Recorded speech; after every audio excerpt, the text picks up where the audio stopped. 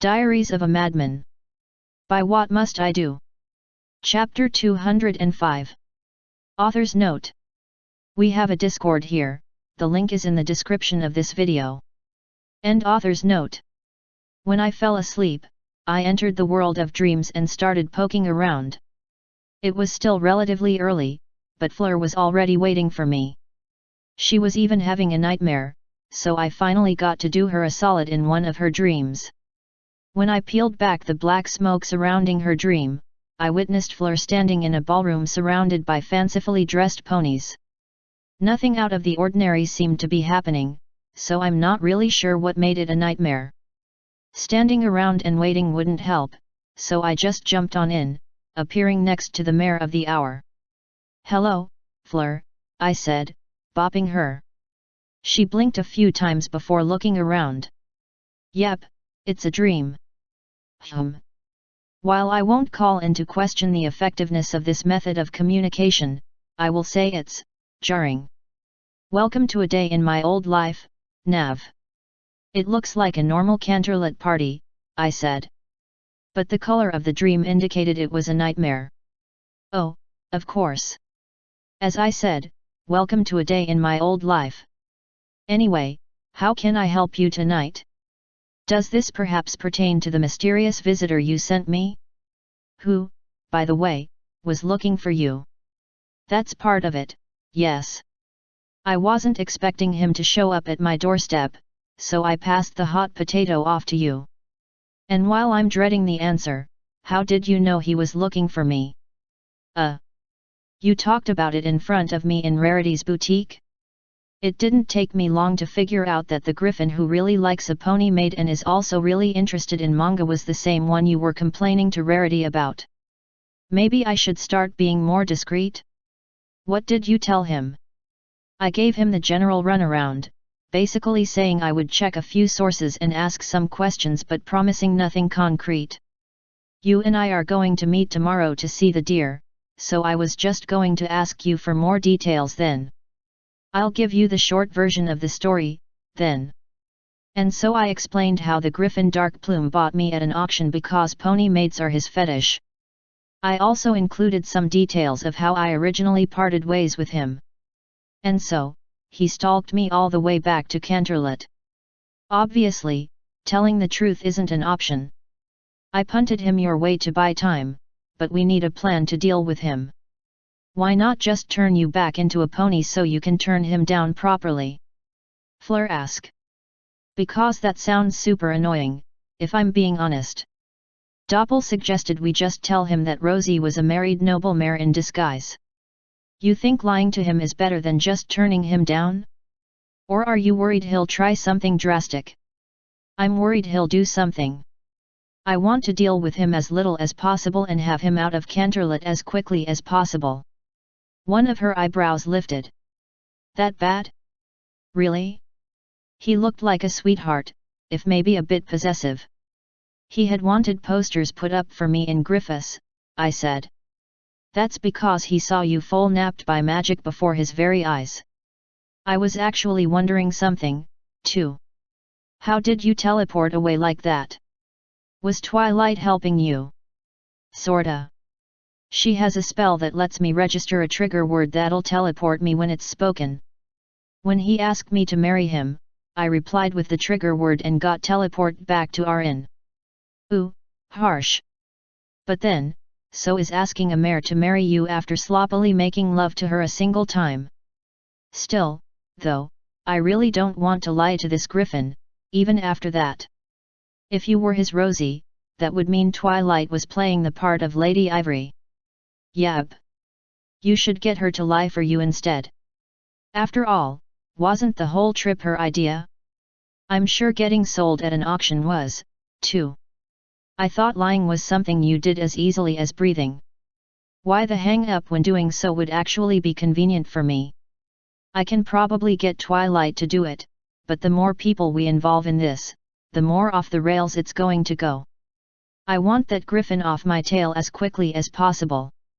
I don't want him digging into things he doesn't need to find. If the goal is to tell him that Rosie is a married noble mare in disguise, I don't see why it would matter who he hears it from. You're more worried about him than I thought. So be it, then. I'll lie to him, though I might make up a better story. Well, there's one fewer consequence from that vacation. Thank you. What time are you planning on coming by tomorrow?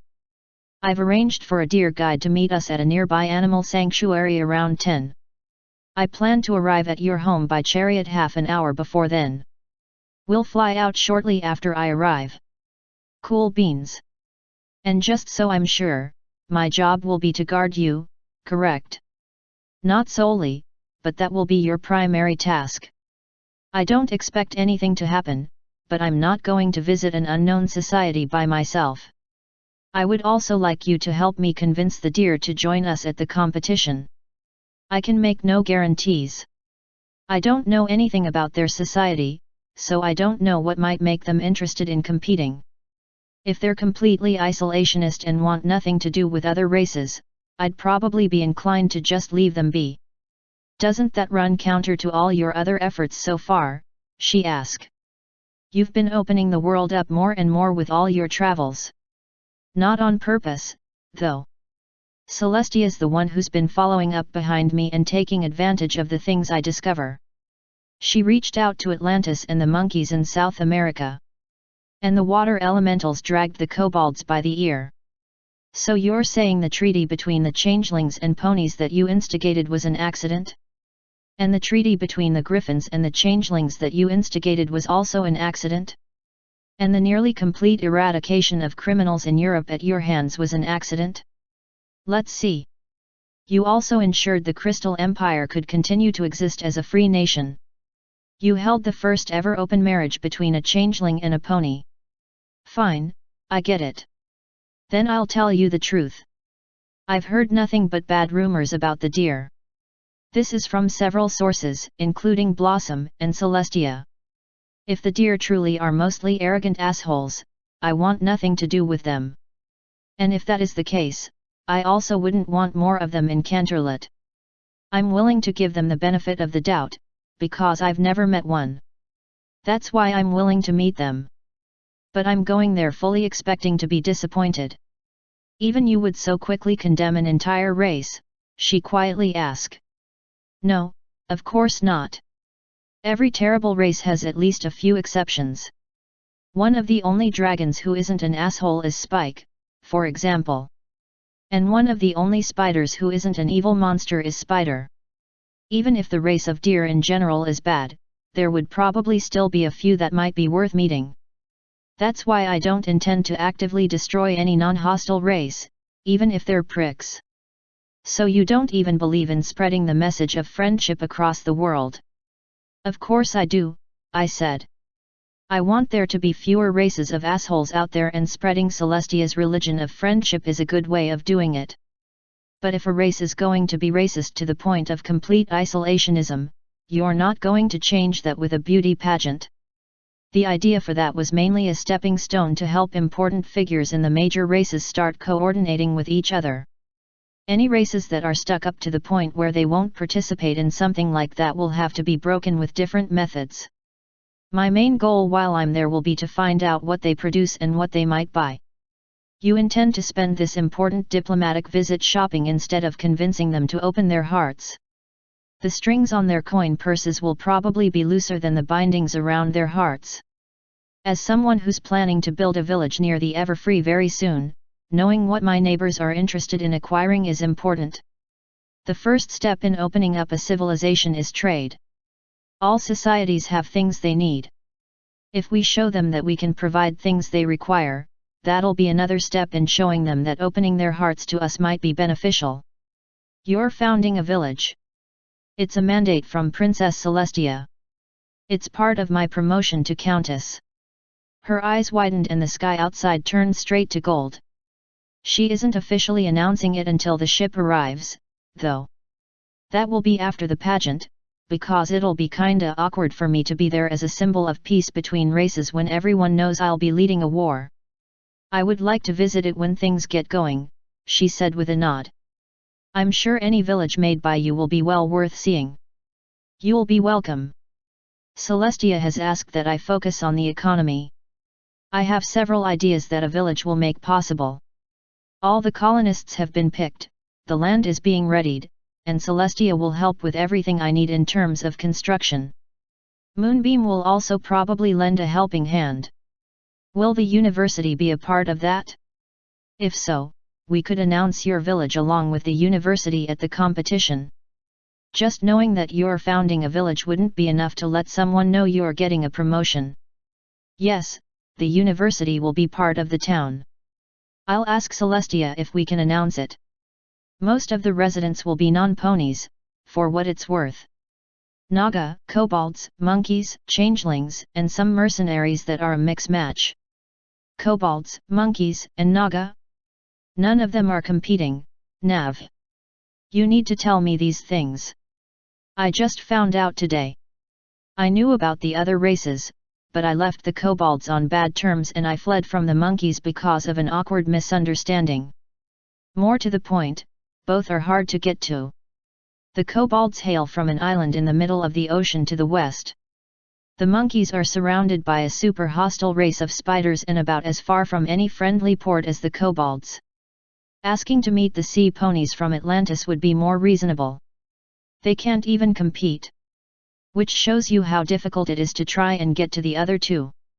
I wasn't expecting them to reach out to me like this. Getting you in touch with the Naga would be easy, but they aren't the kind of people that would find interest in a beauty show. They're also a very male-dominated society, to the point where the chiefs might not even let the women compete. Ooh. Has that affected your relationship with them? I dunno. I haven't visited since I got gender bent. The Naga I have with me said they're eager to see me again even though they know I'm female, though. And a separate group of Naga elected to move to my new town. I have a feeling that I'll be tested when I return. When I succeed, they'll say that my spirit as a warrior survived or something. But Kot's also going with me, so their tunes might change a little after she thrashes as many of them as are willing to face her. Even then, though, their society is clan-based. A change in one small group wouldn't affect any others. I only know of 3 clans, and I've only met 2 in person. The third will soon be living in my village. I see. So they are, as you would call them, a minor race. Right. But they're a minor race I'm friendly with. My Naga dagger guarantees me access to any clan cave I find, as long as I go in with peaceful intentions. They at least have that tradition in common, along with a few others. Are there any other races you're failing to mention to me? Well, you know about the spiders. Do you have any interest in inviting them? No. Everyone in your crew shares the consensus that Spider is one of the only spiders that isn't pure evil. The accounts of those who witnessed Arachne were utterly chilling. I have no intention of poking that sleeping bear. Do you have sheep, cows, pigs, and all the other various vassal races? Sheep, yes. Princess Celestia allowed us to use a teleportation circle to visit the land of the sheep for recruitment. The other races you mentioned don't have a centralized power base, so I decided not to invite them this year. I thought about inviting more of the lesser herbivores, but I didn't want to make the first year's event too large. I also wanted to bring in as many races that equestrians don't know about as possible. I don't know about you, but I find Princess Gilda and Kot to be more beautiful and elegant than most ponies. I'll agree that they're beautiful, I said. And Kot can be elegant if she wants, but I've never seen Gilda act that way. She always gets flustered so quickly. That's because you're ever so gifted at riling her up. Are you sure it was wise to cast her aside so quickly? Yes. Nothing good was going to come from continuing to bang her. It might have been a lot of fun, but getting caught would have been utterly disastrous. And since I may have a chance to become male again, marrying her isn't really on the table. No, but wouldn't that be perfect for her? Fleur asked. She certainly doesn't want to marry any male griffin, but she'll probably eventually be forced to. But you can play with her in her dreams in whatever body the two of you pick for the night. Plus, she could be with the one she's so utterly infatuated with. And keeping her on the table would have lessened the pressure on you from Moonbeam and Celestia. Neither of them consider me or Twilight to be much competition, but Gilda had a real title to her name. Now that you don't have the excuse of spending time with her while you're at home, what do you expect the two of them to do? Aha! That explains a few things. I guess that's why Celestia showed up to cook me dinner tonight. She sighed and hung her head. I can't believe you didn't realize that. Well, now that you've rebuilt her, Celestia's clearly a better choice than Moonbeam. I'm sure she's thinking the same thing, so she assumes she has it in the bag now. Man, you and Watcher said the same thing. He went on a long tirade about how Mooney's a monster and that the hero of Equestria shouldn't even be considering marrying her. I mean, what's up with that? Fleur stared at me in silence for several long seconds. For some reason, her eyes seemed really judgmental. Are you being serious, or are you joking? I'll be the first one to admit that Mooney is evil. But I mean, so what? She just saw what happens to those who use their evil against me. Unless she really is compromised by discord, there's basically no chance of her turning against us. That is, unless she wants to get reset just like her pal Oldelscha. I suppose a scythe hanging above one's neck is a decent way of keeping them loyal. And there's also the carrot of all the benefits that working with us provides. Like prisoners, trade, and maybe the ability to move above ground. Now that Celestia's been reset, we know she isn't a threat. Keeping an eye on Mooney is a higher priority. And marrying her would be a decent way of doing it. As long as I can keep reforming her and don't get swept up by her, she might not be as evil in a century or two. And she's much better at sex. Undeniably. She's a smoking hot evil Fae Queen.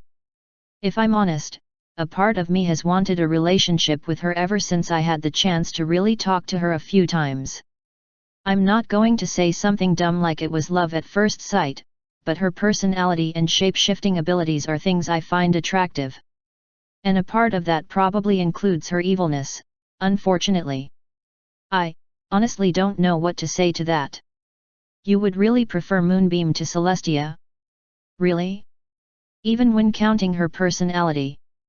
No, from what you said, especially counting her personality. One thing I like is her sincerity. She is unabashedly a monster. Never once has she tried to hide it. Celestia covered her darkness with rainbows and deceit. Chrysalis reveled in it with honesty and giggles. At least now, Celestia is beginning to wear her emotions more on her sleeve. But even as it is now, there's something about her attitude that just makes me feel uneasy. Moonbeam has made me feel uneasy at times, but she always backs away before crossing too far over any lines. It's possible I'll come to prefer the new Celestia, but she's fighting an uphill battle. And so am I, it seems, Fleur said. Especially given that I started as an enemy. So did Mooney. The first time I met her, she attacked me. The second time I met her, I helped Celestia kick her ass. I punched her in the face the third or fourth time.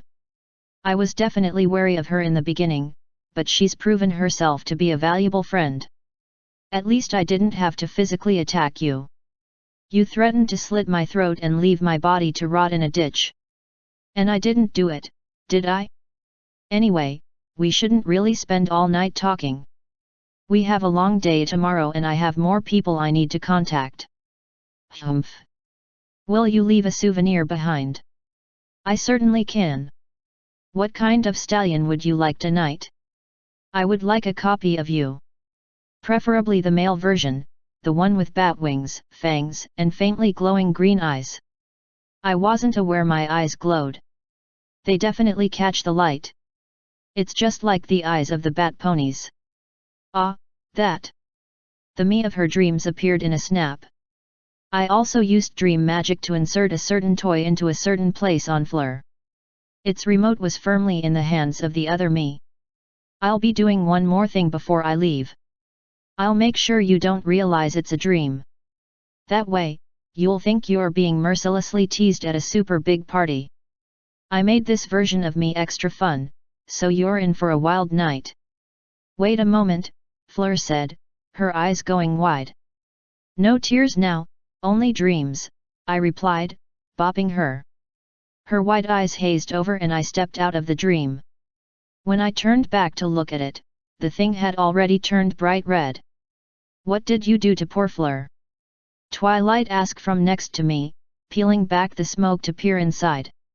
She asked me to leave a souvenir behind, so I went the extra mile, I replied. How was the rest of your day? Acceptable. I finished the rough draft of the last book about our time at Griffiths. It includes a section about a hot springs escapade between the maid and a griffin noble, of course. Right, of course. So, I have something fun to show you. Oh? Did you discover another dream technique? Yep. Let's see if Rarity is asleep. Sure enough, she was.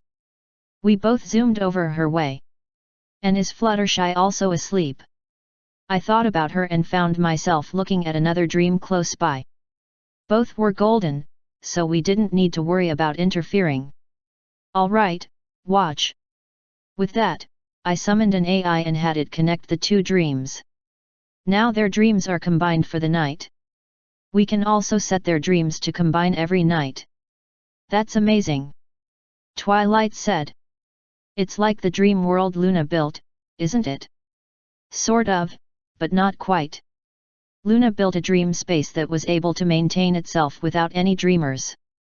She was also able to directly send people in a certain radius to the same place. This method just combines the dreams of two or more people who are already asleep. We'll need to ask Luna how she created that space, Twilight said with a nod. But still, this technique will be useful. I can have a dreamlike sleepover with all my friends at once. I was planning to use it for training. The idea was to bring in Kot, Watcher, the Naga, and maybe Taya, and train together. Cadance also thought of another use for it. She's sharing dreams with Shiny, now. Oh, I might need to pay them a visit to see how they're enjoying it, she replied with a smile. This really is interesting. I wonder if it could be used for other kinds of training. Probably, but it would take someone attuned to the artifact to keep the dream focused. You could probably gather a few pupils together and teach them about magic, or any other subject. Oh, you could teach a bunch of noble mares the joy of orgies while advertising your books. That would probably be morally wrong, but it is an interesting idea. I think playing around with this power will be fun. I trust you won't abuse it too much. Your trust might be misplaced. But don't worry, it'll be fine. It's not like there's anyone to report us to. And as long as we're careful, there won't be any evidence. Besides, I mostly only plan to use it to reward people. I see. Well, it's not like I can monitor you at all times. But if I catch you misbehaving, you know it'll mean punishment. Is that supposed to be a threat? I seem to recall being taught that punishments can be fun. She sighed and rolled her eyes. Anyway, we can also use this for secret meetings. After all, there are only 3 people capable of using this artifact and all of us are friends. No one will be able to eavesdrop on us. True. We can also use it for combat purposes. If we can find an enemy army that's sleeping, we can group their dreams together and lock them all down at once. Assuming demons dream, it'll make invading even easier. That's insidious, she said with a wide grin. I like it. We could use it to take out entire enemy strongholds. As if magic artillery and terrifying golems weren't enough. There are many ways in this world to deal with an enemy. Why limit yourself to just one? A part of me considered using elementals to stage a sneak attack. They could turn an entire enemy force into hosts before any of them realized anything was happening. If the enemy troops were just going to be slaughtered by artillery anyway, is it morally wrong to use elementals to take them prisoner instead? We might need to host some kind of convention to discuss things like that. Because I mean, it is kind of a good point. If we're just going to slaughter an enemy column and we have the ability to take them hostage using deplorable methods instead, would it be better to take them hostage or blow them up? And obviously if we told anyone else about our ability to lock people in sleep, we might have them trying to put limits on us. But we'd have to tell them if we wanted to use it in combat, wouldn't we? Celestia already knows. If anyone asks, we can just tell them that Luna's using dream magic. What kind of dream magic? Luna suddenly asked from behind us. Thankfully, I wasn't the only one who jumped. Greetings, my lady. That dream over there looks very interesting. What did you do to it? You have the ability to pop up anywhere around us you want, so why did you choose to come up behind us? I ask. And how long were you even there? I just got here. And approaching others from behind is a habit. There was once a time when many would quickly find other things that needed attending to should they see me approaching directly. Obviously nobody wants to appear idle around a princess, so they made a clear effort to stay out of my sight. But when I approached them from behind, I could finally talk to them. Though they always seemed nervous, for some reason. I suppose talking to a princess is intimidating.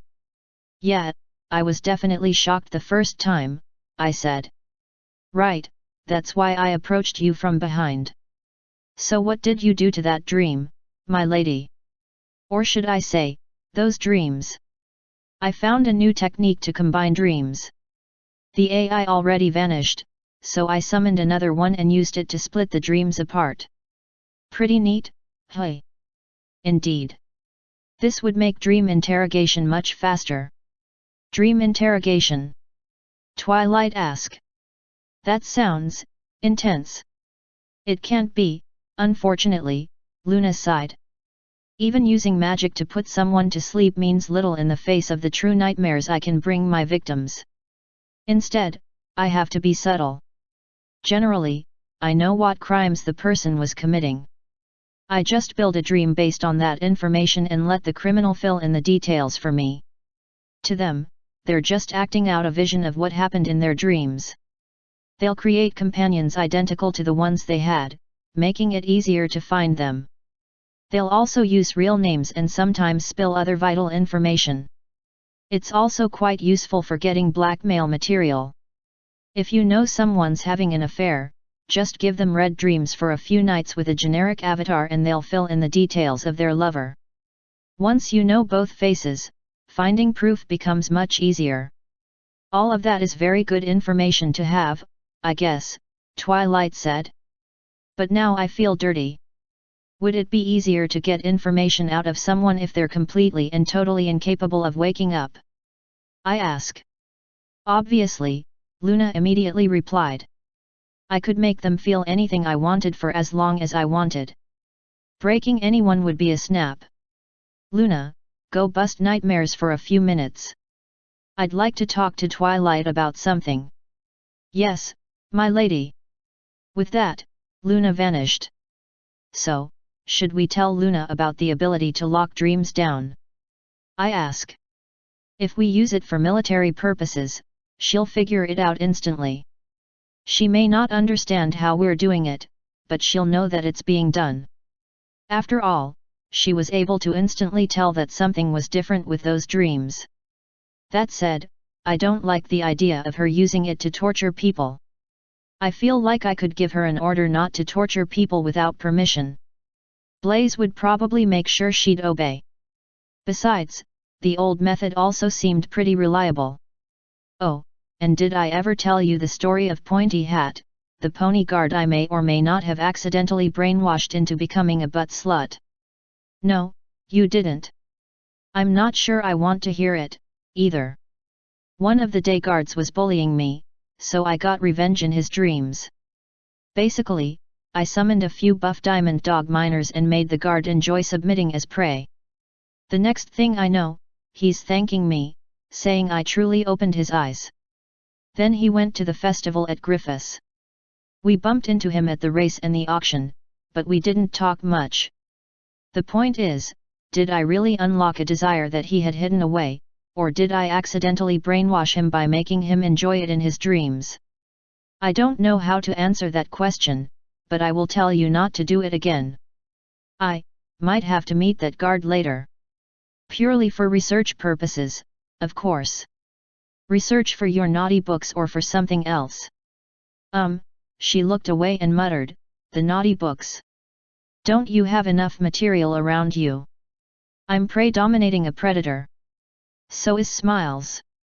There really aren't any other domination relationships around, although what Smiles did with Aurora is super hot. Learning about prey who wants to submit to predators is good, too. Especially the idea of a hot royal guard getting captured and used by his captors. Used until he slowly starts to enjoy it and begs for more. You have problems, I replied, bopping her. Although I really shouldn't talk. So, do we tell Luna or not? I don't think we have a choice. We'll just have to hope she continues obeying your orders. Of course, we also don't have to tell her how it's done, but if we don't, she'll know it's because we don't trust her. Then we'll tell her, with the caveat that she can only use it with my permission. Tell me what? Luna asked from behind us. Stop sneaking up from behind me, I replied. I give you permission to sneak up behind Twilight, but stop doing it to me. Hold on, now, Twilight said. Why are you leaving me out? I can't ask Luna to change all at once. That would be too much for her. Anyway, Luna, I'm going to tell you how to achieve your goal. Both of you, take my hands. I held them out. Twilight took one with a hoof. Luna placed her cheek against the other. That was good enough, so I teleported us over to Bahamut's dream. Behold! It's massive! Twilight said, gaping up at it. She pulled away from my hand and poked at the white smoke. Truly, it's impressive, Luna agreed. She hadn't pulled away from my hand, for some reason. But it looks strange, does it not? Darker, perhaps. Try to look inside, I said. She pulled away from my hand with a brief look of regret, but then turned her eyes upon the massive dream. This is Bahamut. I thought Pyrite killed him. Pyrite knocked him unconscious, I said. I used a dream ability to keep him that way indefinitely. He will only awaken if I remove the restriction. That's amazing! Luna shouted. I can torture him all I want, now. You're welcome to try, I said. With that, she tried pushing her way through. Nothing happened. As you can see, the dream is locked down. When creating the lockdown, it's possible to allow certain users through. When I made his, I set it so nobody could get through. This could be used for a lot more than torture. It would allow taking out an enemy's army with ease. Even if they knew about the ability, they would still eventually have to sleep. Exactly, I said. And that's why you aren't to use this ability without my permission. Understood. So you will show me how? Yes. Let's go secure a volunteer. Any thoughts who? Twilight asked. An obvious one comes to mind, yes, I said. I pulled them both closer and teleported us over to Rainbow Dash's golden dream. I can throw in a changeling queen, a vampire, and Spitfire. Things will get steamy enough that she should wake up. But the lockdown will mean she can't. Isn't that a perfect test? I see no issue, Luna replied. I see a lot of them, actually, Twilight said. First of all, we're just showing how this works. There's no need to actually prove that it does work. We don't have to inform Rainbow Dash it's happening. She won't even notice. And just like that, Miss No Fun allowed summoned an AI and locked Dash's dream down. See there? It's still gold, even if it's a little more dull. I was just trying to do Dash a favor. Anyway, as you can see, it's simple. I was thinking we could group all of the enemy dreams together and lock them all down at once. Let's try it, Twilight said. She unlocked Dash's dream, then combined it with Pinky's white dream. The combined dream immediately lit up bright red. After a moment of hesitation, Twilight told the AI to lock it down. Just like that, Rainbow Dash was trapped alone in a dream with Pinkie Pie. I guess it works. I can't believe you would cast your friend straight into the depths of hell like that, I said. Especially after getting mad that I was just going to give her a few playthings. I'll admit that I wasn't expecting the dream to turn red immediately, but I still wanted to complete the test, Twilight said. And now we can clearly see that it's working. They are locked together for as long as I'd like to keep them that way. And how long would you like them to stay that way? I slowly asked. I'm thinking, she said, looking the dream over. After a few seconds, she walked up close and peeled the smoke back. I tried peeking over her shoulder, but it all just looked like smoke to me. I'm thinking I'll unlock them tomorrow morning, she finally said, releasing the smoke. After all. Well, we confirmed that one pony wouldn't wake up if their dream was locked down. But we don't know if the same will apply if two ponies are locked up together. She peeled the smoke back for another peek and giggled. I might get another book out of this. Be careful there, Twilight, your true intentions are showing. Well, you're the one who locked it down, I said with a shrug. Nothing I can do, I guess. I'm sorry, Dash. You're in the belly of the beast, tonight. I would like permission to use the ability to group dreams together, Luna said. What for? I asked. To host a tea party, she nervously replied, looking down. Who do you intend to invite? I asked. Celestia, Princess Gilda, and Cadance, Luna said, still not meeting my gaze. Oh, I was planning on talking to Celestia about it and possibly using it for important meetings, I said. But you're welcome to discuss it with her as well. Just make sure to get everyone's permission before you start combining dreams. As you command, my lady. I have a question, too, Twilight said. Luna, how did you create a dream space like the one you used for the rave? Ah, that. I used the words of power that were passed down from the Alicorns of old. Most of the information on the dream machine was lost, but the language of the ancients possesses a power that makes even this human relic move. Well, let's hear it, I said. She was starting to get my hopes up, to be honest. It sounded like pretty powerful magic if it was able to interface with a piece of technology. Although it's also possible that the machine was more magical than technological. With luck, her words of power would point us to an answer. Luna cleared her throat and stared menacingly off into the distance. Help, she called out. Twilight and I blinked. After a few seconds, the dream world around us flickered. Access. Input. Rs. Command. Code.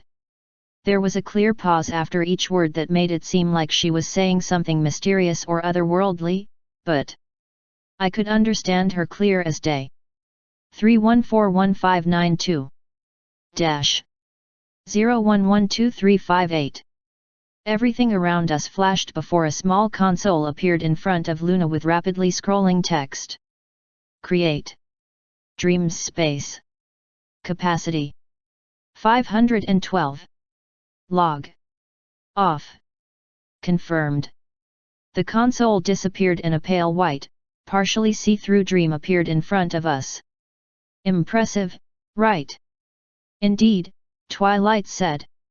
Just as impressive as the first time I heard Nav speaking English. So that was English, I said. I understood everything you were saying. I didn't understand it, but I recognized the language, Twilight said. Although it shouldn't matter.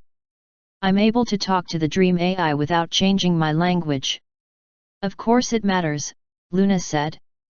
That language doesn't directly correspond to ours.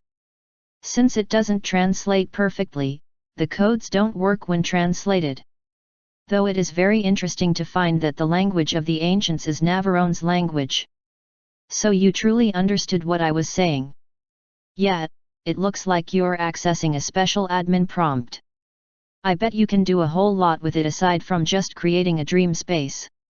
Do you still have the documents with all the known commands? Yes, but there aren't many more. This device was still being studied by the alicorns of old. Even the information they had was limited. I don't even know how they came by it. I don't know what Rs stands for, but one of the numbers you listed was pi. You both know that one. The other was the Fibonacci sequence, which describes the shape of a spiral that's commonly found in nature. A little on the nose, but I guess that's what happens when you let scientists at the end of the world pick all the passwords. Let me try saying that in English. With that, I repeated all of Luna's commands, up until the console appeared. Once it was there, I started reading the text. It's a log file. There were several tabs to choose from. At the moment, I was in the General tab, which seemed to list several things. Every time we summoned an AI, it showed who summoned it, what commands they gave it, and how long the AI was active. It showed when dreams were locked down or combined, who gave the order, and how long the change lasted. And as I used my fingers to scroll up in the timeline, I couldn't help but smile. Translation magic doesn't work here, so I couldn't read this text at all, Luna said. I copied some of it verbatim when I awoke and then cast a translation spell, but it was mostly unreadable. I can read it, I replied. There's definitely some technical jargon in here, but I actually sorta trained for this. My knowledge was a little behind the times, so Daria and Flo are filling in the blanks. This lists things like the commands used, who used them, and when. I can't see all the logs from here, but I can see enough to learn a few more orders. There are definitely several bogus attempts from people who came after humanity and were just trying to figure things out, but most of the successful attempts are real commands that seem to be from before Luna was born. So we hit pay dirt, right? Twilight asked. Sure did, I said, patting Luna on the head. Thank you for sharing the ancient words of power with us. Now it feels embarrassing that I was so proud of it, she muttered, looking down. I even had to teach myself the pronunciation. I could understand it perfectly, so you did a really good job, I said, finally starting to scratch one of her ears. The words were a little halting, but even that much on your own is impressive. And that gave her a small grin, so I pulled my hand back. I'm going to try a command. It's supposed to place an admin console on all the dreams that allows us to view information about the dream and the dreamer. Let me know if I accidentally say it in the wrong language. I cleared my throat for dramatic effect, then stared at the console and read the code off. Enable dream window. With that, all of the dreams around us flashed and a small console appeared on each of them, facing straight toward me. It worked. I don't see anything, Twilight said. Me either, Luna said, stepping closer to one of the dreams. Perhaps this command only works on the one who says it. I guess so, I said, following her over to Lyra's white dream. I see a console right here with some information. It calls her a sub-equine Mark III and notes that this race spends a larger than average amount of time in REM sleep. The dream type is calm, which I guess corresponds to its color. Her S-type is sea and stable, whatever that means. It also calls her a partially magical entity, which likely refers to the part of her that's Fae. There's a tab here that lists when she logged in and when she logged out, which I guess shows every time she went to sleep since the machine was first turned on. Oh, and there's a few commands that I can run from here. One says terminate session, which hopefully just wakes the person up. One is lockdown. One is combine. There aren't any parameters, so it probably asks for more info once you click it. Click it with what? Luna asked. I guess this is a touch screen, so I'd just push it instead. I can also change the dream type, so we can probably fix a nightmare without even having to step inside. And the last one is super ominous. It just says terminate dreamer. Does that do what it sounds like? Twilight slowly asked. I dunno, I replied. Shall we try it on Bahamut? Luna asked. No, he's my check against Pyrite, I replied. I can release him at any time. If I do, the first thing he'll probably do is go gunning for the big gold dragon himself. Unlikely, Luna replied. Bahamut will choose to run, if possible. At this point, he's been sleeping for months. He'll be weak, confused, and lacking information. Bahamut is no match for a sane Pyrite unless a sneak attack is involved, and no dragon would bow to a leader who won via an ambush. And once Bahamut learns that Pyrite is firmly in control of the dragons, he'll realize that revenge against them is impossible. Instead, he will turn to gain revenge upon Celestia. After all, it would be nothing for him to torch a few cities. If we aren't going to use Bahamut for obtaining information, we might as well just kill him. Think Pyrite would hand the sleeping Bahamut over if we ask? If so, we could kill him and break his body down for parts. That's really not something a hero should be saying, Twilight muttered with a sigh. The answer is no, regardless, Luna said. Pyrite would not give up a prisoner with his value, even if he might never awaken. Especially if he found out that you just wanted to cut Bahamut up for parts. That's something no dragon would allow. Then I'll leave him alive as a warning to Pyrite. If I can put Bahamut to sleep forever, I can do the same to him. The fact that Pyrite knows you have this ability means he views you as a target, Luna said. Being Pyrite's target is not a good position to be in. My big brother probably won't try to kill me, I said. You know, maybe. Or at least, hopefully. Anyway, I consider Bahamut a captive. I don't think killing him is the best option. I'm sure he'll eventually starve to death, anyway. How long would it take for a dragon that big to starve? Twilight asked. Don't they sometimes hibernate for dozens of years? They can, if they lose motivation or if they're recluses, Luna said. Bahamut could probably last at least 300 years. You could at least give him nightmares, my lady. Didn't he torture you? No, that was Pyrite. Bahamut did threaten to turn me into a breeding sow, though. Torturing people for no reason is too much work. I usually only do it to be petty or for cheap laughs. Anyway, now that all three of us know how to group dreams together and lock them down, I feel like we should discuss how to use that information, or if we even should use it. I imagine we could take down entire garrisons, but if everyone on our side knows that we have a power like that, they might be wary. Are you saying they won't be wary of the indestructible magic golems, the terrifying magic artillery, armies of giant ants being led by a supercomputer, and fleets of airships with radios? Twilight asked. Nav, assuming the war on Tartarus goes well, everyone involved in the fight is going to be wary of us. Especially you, the brains behind most of these things. Being able to control people via their dreams is just another card in your deck, as you put it. And as for me, I have many other ways of incapacitating large groups of victims, Luna said. Everyone is already wary of me, so giving them one more thing to fear will be no issue. In fact, if you'd like, I can be the only one to ever use the ability. That way, we can explain it's a skill I alone possess. If we're going to go that route, shouldn't we let Twilight do it? I ask. That way, she'd finally be everyone's target, too. Is that supposed to be a good thing? Twilight asked, tilting her head. Of course, I said. The more people become targets, the less likely they are to hit me or Luna. It benefits everyone. It doesn't benefit me. Twilight shouted. It's time to teach you the trials and tribulations of true democracies, I said. There are 3 people here. Democratically speaking, we should do what benefits the most people. Yeah, but Equestria is a direct theocracy, Twilight said.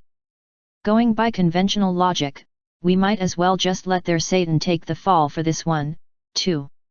She cast her judgmental eyes toward Luna. Equestria's Satan chuckled. Democratically speaking, two of us are voting to allow me to take sole responsibility. I believe you said that people vote against their own interests all the time, do they not? Consider this another such case. I do not mind being the biggest target of us all. Well, we have time before we ever need to do something like that, I said. Again I ask, though, should we use this power? If we wanted to take a garrison bloodlessly, we could send in elementals or Jonathan. That probably wouldn't work against anyone who Nestorats has as a host, Twilight said. Elementals can keep hosts awake for a while, but not forever. A sleep attack would work against them.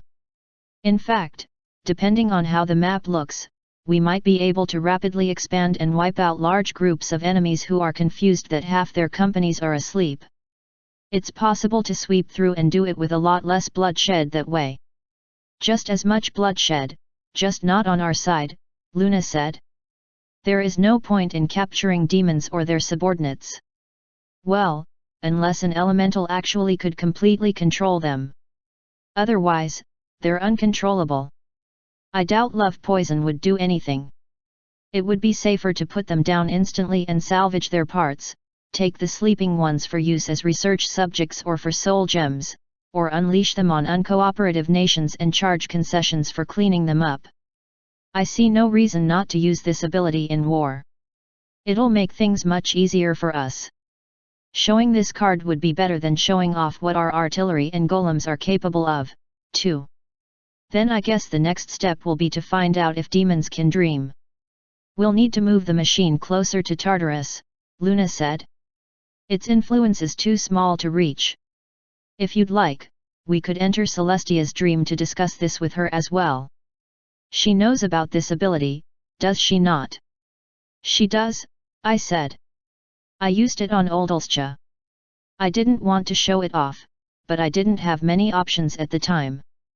That said, I'm not sure I want to visit Celestia's dreams. I haven't had many good experiences in them.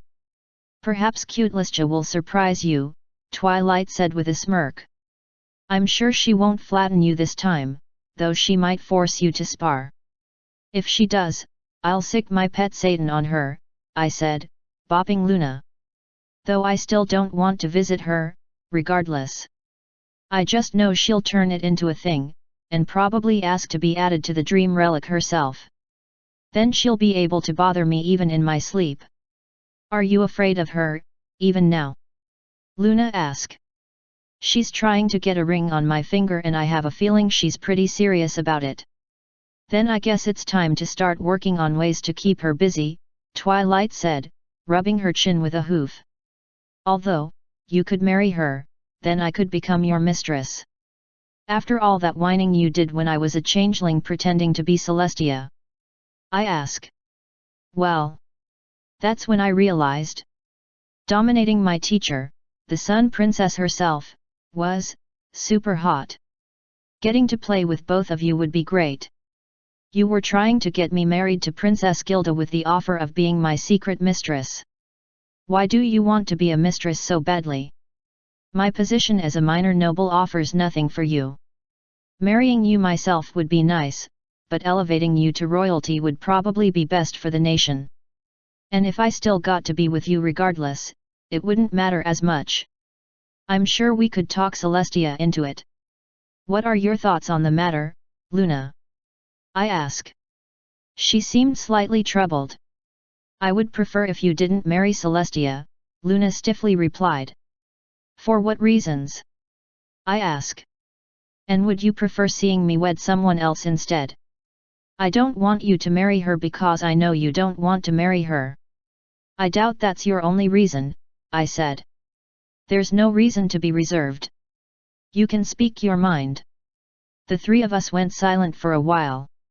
Twilight looked like she had something she wanted to say, but decided to keep it to herself. Finally, Luna sighed and hung her head. I don't want you to marry her. Seeing her obtain what I know I never can would hurt. Wouldn't that be the same for Nav marrying anyone? Twilight finally asked. It's a little late for jealousy, I think. You should have been ready for this before becoming Nav's vassal, Luna. You knew you'd be with her for quite some time, possibly long enough for her to be wed. Anyone would be preferable to that mare. Losing to her in obtaining the heart of one of the only people I've ever wanted would hurt. I know there is no hope for me, but I'd at least be content if it meant Celestia didn't win, either. Thank you for being honest, I said. It's just a shame the honest answer is exactly what I was expecting. So, knowing that Celestia might turn this into a thing, do you two still want to visit her tonight? Maybe not, Twilight said. With what we learned tonight, we'll have several more commands to experiment with. We should consult with Celestia once we know more of what we're capable of. There are more nightmares than usual recently anyway, Luna said. Busting them will give me plenty to pass the time. How many more? I ask. We had Flo adjust the machine a few months ago. It's possible it needs another adjustment. It could also be running out of power, Twilight said. I mean, you did widely increase the number of races it's looking at. The thing is already astronomically old. Increasing its burden like that might have damaged it. No, these are normal nightmares, Luna said. The Griffin Kingdom is on the verge of civil war, it seems. The citizens are anxious. I've been planting prophecies in their minds to ease their fears. I'm not sure I want to ask, but go ahead and explain what you mean, I said.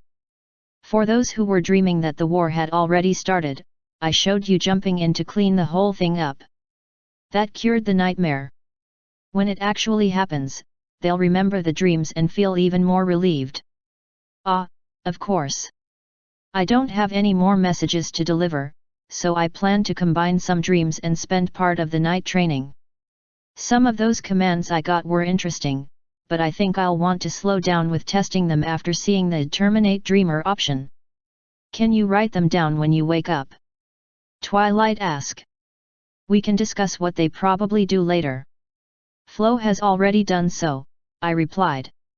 She makes for a pretty good Xerox.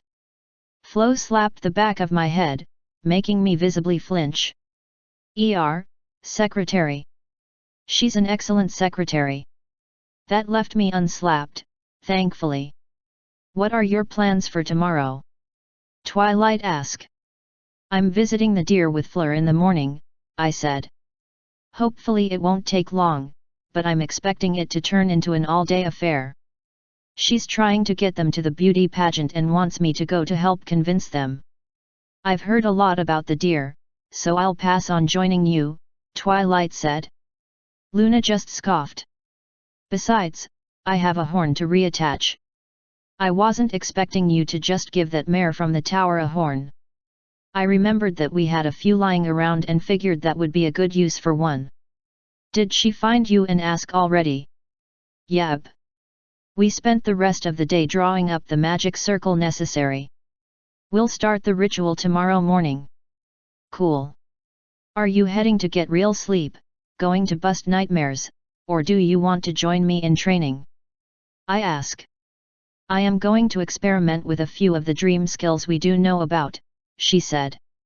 I might pop in to join you in a bit, though. Don't forget to release Dash in the morning, I said. Oh, don't worry, she said with a small smile. I've been keeping them on my mind. That was a little worrying, but it was beyond my control. I bid them both farewell and started visiting some dreams. I began with Kot, then moved to Watcher, then the Naga, and finally my filly. Once everyone was informed, I combined them all and let myself inside. Of course, Kot and Taya instantly teleported to my side. Taya claimed a leg and Kot buried her face into my chest. Since we were going to be training, I was wearing my real body. With Hira's unwanted buffs, that would normally put Kot at risk of suffocation, but that didn't matter in a dream. Hello, everyone, I said. I figured you weren't bored enough of me yet, so I decided to bother you in your dreams for a bit. You can bother me all you want, Mommy, Taya happily said. With that, she morphed into her human form and hugged me from the side. Dreams are so fun. You should visit my dreams every night too, my lady, Kot said, pulling back just enough so I could understand her. We can play together. I never expected to experience something so surreal, the Naga said, looking around us. At the moment, I made it so we were in a blank meadow, with grass that stretched as far as the eye could see. The first night I experienced dreams was breathtaking. I awoke with tears in my eyes. Ponies had legends of dreams, but I never thought I'd experience one, Watcher said. And I also never thought I'd have someone barging into them every now and then. Especially someone who just spanks my partner. Sentinel is a fine soldier, but she's also a fine mare, I said. There's nothing wrong with having some fun in a dream, right? Only if she never finds out about it. Anyway, we're here to train. We sure are, I said. I can't be here all night since this doesn't count as real sleep for me, but I can give it a few hours. In here, we won't get tired. You can feel pain, but it won't last long. And if you die, you'll just wake up. I figured we could try to practice here, at least. I guess I do need practice walking in heels, Taya said, pulling away from me. With that, she dolled herself up. Part of that included heels, for whatever reason. Combat practice, I said, using my dream powers to force her back into a pony's body. Watcher can teach you how unicorns fight in hoof-to-hoof combat. Kot and the Naga can toy with my body as they please. Although it seems like Kot already has a head start. She was still hugging me, pressing her head against my chest. Her eyes were staring up at me in adoration. So what manner of weapons will we be using? The Naga asked. None, preferably. I'd also like to learn more about hand-to-hand fighting. I can't have a sword with me everywhere, but it'll be a pain for someone to remove my arms and legs. Besides, I can definitely put what I learned to use while fighting with weapons. Good, Kot said. With that, she used the arms she had around me to flip me around and sling me to the ground. Almost before I could realize it, she was sitting on top of me. Now do you see why you should be able to break that hold? I see nothing wrong with the situation I'm in right now, I said, looking up at her with a smile. Unfortunately, my smile didn't last long. I did, at least, learn how to break that hold. Having Daria and Flo help by guiding my body was nice, too. When I woke up the next day, I felt like I should have been sore. Thankfully, despite everything Kot put my body through in our dreams, it had no effect on my real body. That was, of course, my true purpose for trying to learn this particular form of combat while dreaming. If I let Kot do all of that to me while I was awake, I'd probably feel it for days. That said, the position I woke up in was definitely pretty strange. Why exactly was I suspended above my bed in water that was hanging off the ceiling? That one clearly stumped me. It was shockingly comfy, so it didn't bother me much, but it was still a little surprising. Good morning, Daria said from all around me. I kept you secure and comfy through the night, my lady. Thanks, I said. Can you set me back down? At once. She carefully and gently set me down on the bed. So, what's the purpose of the bed, again? Sleepovers and sex, Daria immediately replied. Cradling you to sleep feels much more natural. Ah. Flo was quite jealous, of course. But like a proper secretary, she didn't complain. How generous of her, I said, rolling my eyes. Doppel has been informed that you are awake, my lady. She should be arriving soon to help you prepare for the day. A part of me wanted to respond to that with a yawn, but as the first day of spring, I was no longer tired at all. Daria started opening the blinds to let the sun in as I went to brush my teeth. As the sun filled the room, I could see the flowers in my hair growing in the mirror. Soon enough, my head was partially covered in pink flower blossoms. It was far too pretty for comfort, and actually seeing it in the mirror made me realize once more how fey I had become. I got out of the bathroom right as Doppel was letting herself in. She started to greet me, but froze when she saw my hair. "Good morning," I said with a smile and a wave. "My lady, you look so radiant. You're absolutely gorgeous. I mean, isn't that normal?" I ask, tilting my head. "Not like this, no." Doppel suddenly darted forward to get a closer look at my hair. The others talked about it, but I never expected them to be so vibrant. They're positively brimming with emotion. "Can I take a taste, my lady?" "Sure." I wasn't positive what she meant by brimming with emotion, but she flew up behind me and started sniffing at the back of my head and giggling. "She looks sort of like a bee," Daria said in my head. "You're even more delicious than usual, my lady," Doppel said. "I can't believe your flowers exude emotions." "Yeah, that's a little curious," I said. "Tell me more about what you see." "Oh yeah, I guess there weren't any changelings with you before." "Well, each flower is leaking some of your emotions. I bet they'll change in appearance based on how you feel." "We can test that later, I guess," I said. "I didn't even feel you eating anything, so maybe it's just ambient energy that's leaking from me." "True, it did feel pretty light. But I definitely think it's filling. Chrysalis might want you even more now that your hair does stuff like this." "Noted. There's really not any way to hide it, so I'll just have to deal with it as best I can.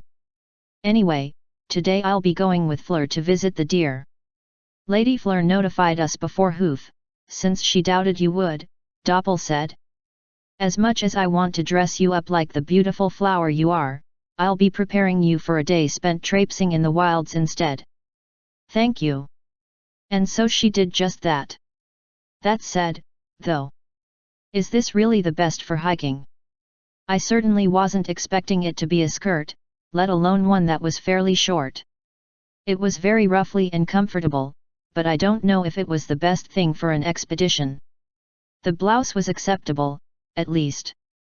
And the shoes were relatively normal walking shoes. Having any makeup at all seemed excessive for the woods, but she spent a full 10 minutes on it. I was being sarcastic. Even I visited the deer a few times back when we lived near Ponyville. There's a clear trail that leads all the way from the entrance of the woods to their city. It's impossible to get lost and you won't need to worry about getting anything caught on bushes or having your legs cut up by brambles. What's more important is your first impression with the deer. You are a Countess of Equestria. You have to be at least partially presentable, even after a walk through the woods. If we're going that far, we might as well just go by airship and fly down." I knew saying something like that would just instigate her to do even worse, so I sighed and left it alone. Besides, she was correct in that I needed to be presentable. If not for my own sake, then for Fleur's. Wearing armor would be preferable, but it wouldn't really be the best way to show up to advertise a pageant. Being a lady sure is annoying. I was originally planning to take Taya with us in case we needed to teleport out, but would it be wise to take her from her classes? "Today is one of her days off," Doppel said. "My lady, you should at least learn your filly's schedule. Especially if you are going to borrow her for a day." "Yes, I should. Tell me her schedule." "Are you sure you shouldn't hear it from her? It'll give you something to talk about on the way to the Deer City. You can also learn more about her classes." "I suppose so. Do you have any more wisdom for me?" "Not at the moment. The new maids will be starting tomorrow. You are not to lay a single finger on them, understood?" "Who's the lady here, Doppel?" She dared to lift a brow at me. "That said, I have no intention of it. One of them is loopy and the other seems kinda like a downer. Neither would be worth upsetting you over." "As long as you understand," she replied with a nod. "You are also taking a break from cot, I take it?" "Yeah, I think so. At least, in bed." She told me yesterday that she enjoyed making me feel uncomfortable. Is that a surprise? You know she's sadistic. Dolling you up was her way of torturing you. Did it really take her spelling it out to make you understand? I had suspicions, but the fact that she was dumb enough to confirm it was the last straw. You probably also heard that I dropped the Griffin Princess. She certainly makes adorable noises, but dropping her was the wise choice. I take it Moonbeam is next on the chopping block. Why does everyone keep asking that? Is she really that bad of a choice? Day. Even when looked at objectively, I feel like some people here might have a little too much bias. It's hard not to be biased against someone who's literally evil, she replied, rolling her eyes. Daria, back me up here. Surely the elementals don't want Nav marrying Chrysalis. The elementals as a group do not have an interest in Nav's marriage partner, since it won't really affect us, Daria replied. And as someone who has currently elected to serve Nav, I can safely say that I do not have an interest in the matter, either. That is because, as someone who is also capable of seeing into Nav's mind, I understand that she truly is torn about the issue. She likes the one she should be wary of and is wary of the one she should like. It's odd, but acceptable, and not something I need to concern myself over. Unless or until I am asked for advice, of course. How is that acceptable? Doppel shouted. Because humans are strange, Daria said with a shrug. Doppel sighed and hung her head. I guess so. I still find it hard to believe a non-changeling could even get close enough to the Queen to start liking her, let alone. My lady, if you choose to go down that path, you may come to regret it. I haven't made any decisions yet. I replied. I know all choices have drawbacks. Anyway, I am ready to greet the day. Shall we rouse my filly? I checked on her first, since I knew you had Daria, Doppel said. Taya is in the shower. I plan to dress her as well, once she's dry. Would it be bad form to bring a weapon? I ask. You should have considered that before inviting Taya, Daria replied. Doppel glared at her. But as you are going in peace to promote an event, I think going unarmed would be wiser. Agreed, Doppel said, turning her eyes back to me. Breakfast is being prepared, my lady. You should head downstairs. I'll check on Taya. Bop her for me. As you command, my lady. Daria had already opened the door for us, so all three of us skedaddled. Doppel went to see to my daughter while Daria slid me down the stairs. It was still fairly early in the morning, so there weren't too many people in the sunroom. At the moment, it was just Cot, Silver Quill, and Luna. Cot, of course, glued herself to my side as soon as Daria released me. Good morning, my lovely lady, Cot warmly said, purring just a little. Your hair smells absolutely divine. You'd make a wonderful perfume. Hello, Cot, I said, dragging her alongside me to the table where Luna was sitting, sipping at what I assumed was tea. And hello, Luna. Greetings, my lady, Luna said with a nod. You truly are an amazing sight. If you haven't yet, you should take a step outside. The fresh spring air will do you some good. I'll wait for Taya, I said, taking a seat. Cot tried sitting in my lap, but I casually shoved her off. She sat next to me and pouted, instead. My lady, have you seen Felix around? Cot asked. There is something I require from him. I intended to discuss it with him after the party last night, but he was nowhere to be found. The party was the last place I saw him, I replied with a shrug. Maybe you'll see him at the bunker today. Am I not going with you to visit the deer? Cot asked. I didn't think so, no. Why would you? To protect you.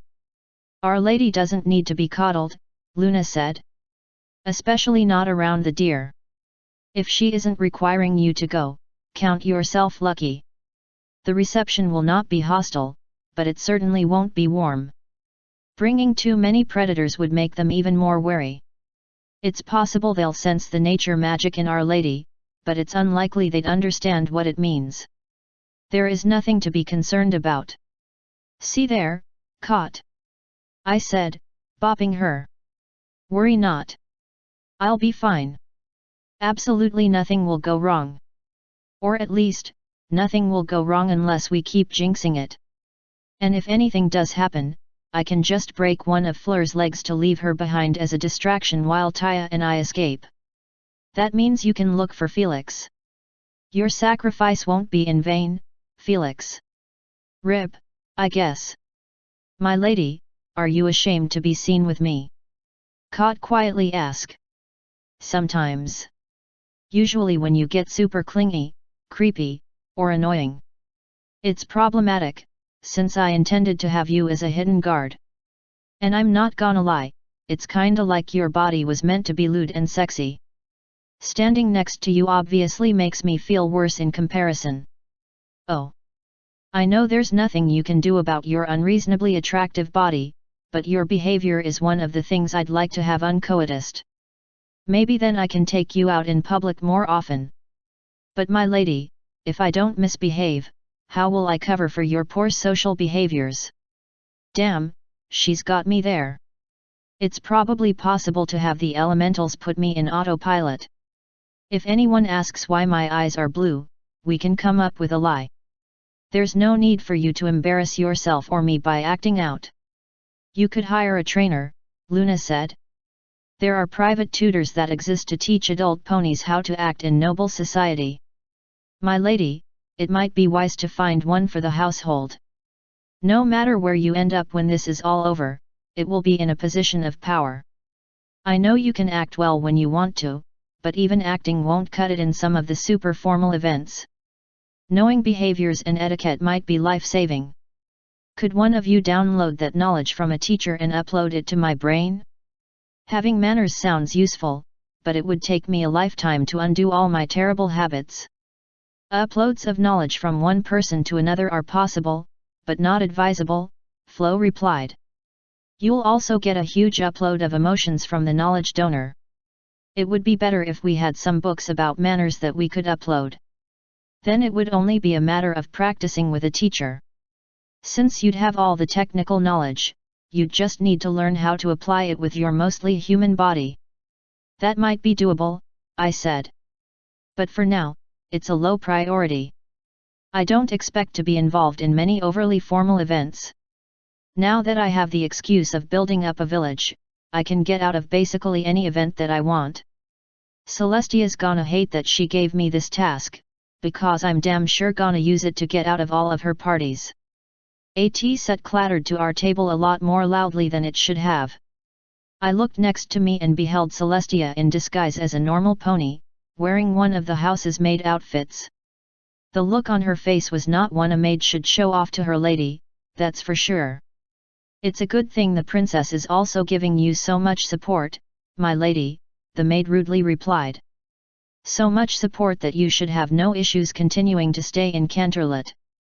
But the princess herself assigned this task to me, I said, sipping at the tea the princess herself brought me. A very important task I can't afford to fail. She may be giving me help, but I'll need to personally ensure everything goes smoothly. If some of those inspection dates happen to coincide with events like the gala or the Europe party, then I'm afraid that's just a consequence of my loyalty to the princess. After all, I certainly couldn't fail the task I've been assigned. She would be so disappointed in me, after all. All the nobles I've ever seen would be more afraid of refusing an invitation from the princess than they would with failing a task she's given them, Celestia coldly replied. Most happily make time to attend the events she hosts. I'm afraid I'm not like most nobles anymore. You see, I'm being made a countess. That means her trust in me is that much higher. There is no room for delays or failure. As the first task my liege lady has given me since promotion, everything must go well or she might deem me incompetent. I'm sure the princess would understand the need to take a day or two off, especially if it's a day you can spend at a luxurious party. She might, but I'm not sure I could forgive myself for lazing about when I should be fulfilling her will. I'm sure she'll understand my absence when the time comes. I am, after all, a notoriously hard worker. You're a piece of shit is what you are, Celestia said, finally dropping the act and outright glaring at me. "You're going to be at the gala if I have to send the entire army to drag you in. It would be much easier and less dramatic to just drag me in yourself," I said. "After all, look at the state of the equestrian military. Even if they did somehow succeed, half of Canterlot might get destroyed. I'd only need to send Captain Midnight Blossom. She'd hypnotize you, doll you up, and bring you over in a chariot. After all, she's too cute for you to order your thugs to attack." Daria would defend my mind. The only reason Blossom was able to succeed before was because Flo allowed it to make me suffer. But Daria elected to serve me, so she won't allow me to succumb to such tomfoolery. And Luna or Kot would be able to safely detain Blossom without harming her. "Isn't the gala an important event that basically all nobles use to form connections?" Kot asked. "That definitely sounds like something a new noble who's forming a village should attend. If other nobles invest, it'll make building your town that much easier." "What? No, it won't. Too many cooks spoil the broth. Why would I need a bunch of investors for a village that I can build entirely for free? I don't need competing interests in my village, trying to take pieces of my pie. Fuck the other nobles. They would just get in my way and hinder my efforts. Maybe after the town is established with a bunch of things you won't be able to see or obtain anywhere else in Equestria, I'll start advertising among the nobles to get them to visit and spend money there. But until it's finished, I intend to tell most other nobles as little as possible about what I'm doing. To that end, avoiding large parties is for the best." "You will be there," Celestia coldly said one last time. With that, she put on a sickly sweet smile and her entire demeanor seemed to lighten. "Breakfast will be ready soon, my lady. And might I add, those flowers are beautiful. I think you'll do wonderfully at the pageant." She didn't wait for a reply and went back to the kitchen. "So, what, you guys just let her in this morning?" I asked. "She was already making breakfast when I woke up," Kot said. "You were correct, it seems she is definitely after your hand," Luna added. "Shall I throw her out for you?" "There's no need to go that far," I said. "She has a job she has to get to eventually, after all. And I also won't be here all day." "Be careful," Luna said. "She might invite herself along as her lady's personal maid. That would be a little excessive. Besides, she doesn't seem interested in meeting the deer, either." "Do you prefer the tea she makes, or mine?" Kot asked. "I dunno. I do prefer the food she cooks, though. She wouldn't allow you to eat any, but it was quite a bit more than acceptable. What you make isn't bad, but most of it is spiced oddly." "You don't know?" Kot said, tilting her head. "How could you not know your own preference? Almost all tea tastes the same to me. My taste buds aren't fancy. I just know that what's available in Equestria is nowhere near as good as what I had back in my time. So, I have to try harder. I'll learn to make tea so good you'll be forced to admit it's superior. Have fun with that." I honestly didn't care. Water was usually enough for me. But if Kot wanted a hobby that didn't involve stalking me or being creepy, I was happy. "I've heard there are excellent teas available from China, but getting them here is a nightmare," Luna said. "The sea ponies have set up a small port for trade vessels to restock, but it's still such a long journey that most ships either don't try or don't make it. Those that do tend to trade in things worth more, like spices." "That'll be changing soon," I said. "When I obtain more airships, I can designate a few to trade back and forth between China. Well, up until I can buy some property in China to put a teleportation pad on. Then I can start transporting goods that way and using the ships for other things. It would take a lot of energy to move large objects between the two countries," Luna said. "It would be worthwhile to have the ships transporting large cargo while the teleport pads move across smaller things." "Good to know. A magic expert will be necessary to teach us stuff like that." "Using teleport pads in a business sounds like a good idea," but I'm sure there's probably a reason it hasn't been done before. A few, Luna said. But those reasons are all things that are fixable with enough knowledge. The biggest issue is that the standard teleport glyph is public and connects to all other standard teleport glyphs.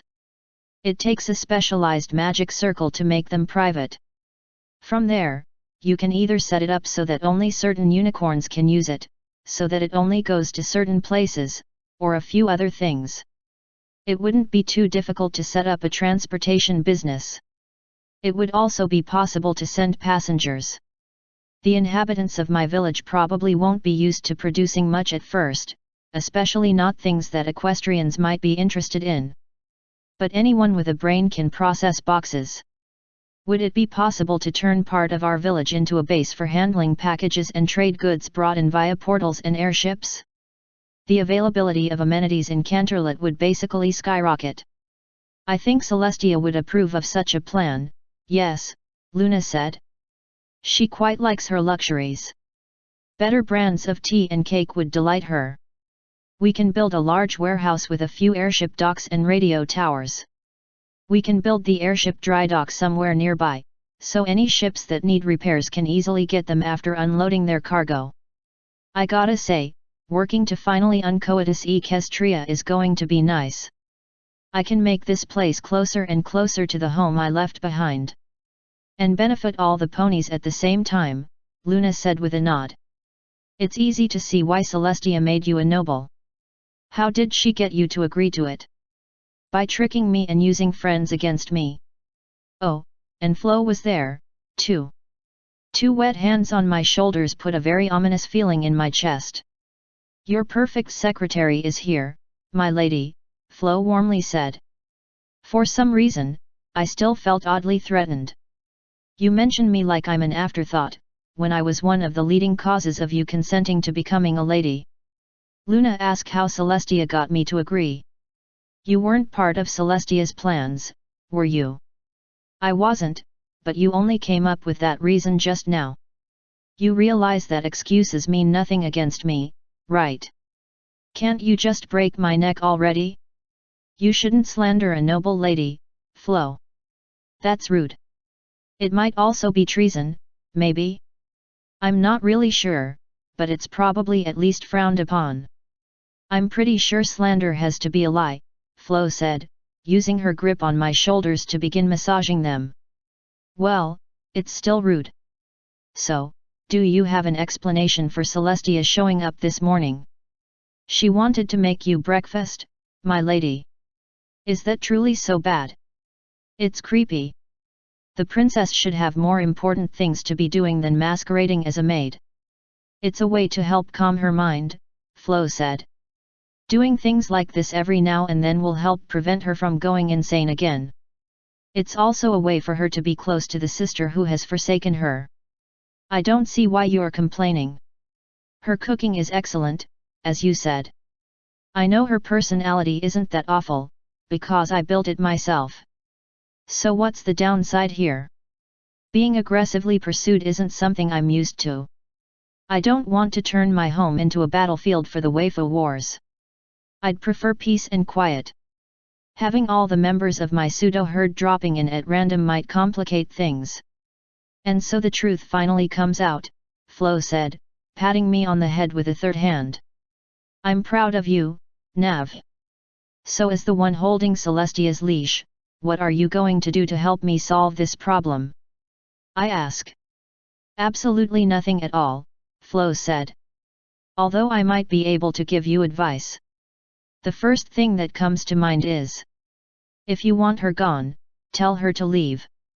I sighed and set my head against the table. That is not very noble behavior, Nav. You know, Celestia might be happy to act as your teacher for manners. Should I ask? No.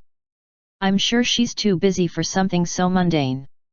The fact that the most up-and-coming noble in Equestria has the manners of a farmhand is actually a constant embarrassment for her. And there's plenty of ways to make time. Like visiting her dreams, for example. And now that you know how to combine multiple dreams, everyone who needs training in manners can get it all at once. Since you're learning from the one who made all the manners, you'll have the best education possible. I would literally rather die. You would rather die than do anything, though, Kot said. Fuck, she got me again. Fleur or cadence would be more tolerable. I can ask them if they can make a dream slot available. Is the princess so intolerable? Celestia asked from behind me, which almost definitely meant she was using magic to mute her hooves. I don't think my learning style jives with Celestia's teaching style. I wasn't aware she ever acted as your teacher, my fake maid said, finally stepping into view. How dare you come back into my presence without bringing breakfast? And you're glaring again? Worst maid ever. It sounds to me like you're trying to avoid her. You won't attend her parties, you won't let her teach you, you ban her from your house, you won't visit her dreams. That seems strange, for such a supposedly loyal vassal. If you're using that tone and that glare, there's really no reason to continue pretending. To put it short, I've seen more of you than I have my own fillies since I woke up from the coma. I don't know how you can say I'm avoiding you. And of course I don't want to go to parties. I've always hated them. Every time I've visited your dreams has been terrible, so I'm not inclined to go back. That means you can't teach me in your dreams. Finally, I didn't ban you from my house, I just told you that it won't really feel like a comfortable home if the princess of the entire nation is just loafing around inside. Since I'm not the only one who lives here, I have to be considerate about things like that. Maybe you have a victim complex or something. If you have a problem with me, it would be much easier for you to just say it. You don't have to come up with all this nonsense. I don't hate or dislike you. But I'm wary of you. And constantly forcing your way into my life and eavesdropping on me isn't making me any less wary. I get that there are a lot of people important to you here, and that's why I gave up and let you cook every now and then. And what was the one request I had when I agreed to it? That you not be annoying. And yet what are you doing right now? Being annoying. It hasn't been a day yet and you've already broken the only rule I gave you. And now I'm the bad guy, even though all I did was wake up, go downstairs, and start talking to my vassals. My home is supposed to be where I can relax, not where I get subjected to withering glares and interrogations from my employer. So I am supposed to just let myself get talked about? Celestia asked. You're the princess. People talk about you all the time. I mean, every time I walk through or past the barracks, I hear the guards talking about how sexy you are. Yet you call Kot the unreasonably attractive one. Any woman would feel inferior next to her. Though your human body is also nice and squishy. I just happen to prefer bipeds. After several long seconds of silence, Celestia sighed and hung her head. I have a request, then. Please do not discuss me when I am here. I fear I will be unable to stop myself from joining, especially when Nav is saying something horrible about me again. Like how you couldn't stand having someone as awful as me as a teacher, or how my dreams are so terrifying that you couldn't handle coming back. First you impose on me, and now you're making demands? The audacity of this temporary maid. We'll try. No promises. Why do you think I would be a bad teacher? She quietly asked, her lower lip trembling just a little. Because I'm a god-awful student. I get impatient, angry, and snarkier than usual. Those are all things I'd rather not make you deal with. That's also the reason I wanted to just zap it all into my brain. I'll have Daria upload a manners book into my brain and practice with some people in their dreams. Don't worry about it.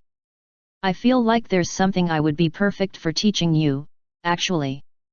Well, don't worry yourself over it, I said. Shouldn't you be making sure breakfast isn't burning? I'm a 6,000-year-old mage, Nav. I can make breakfast from across the continent.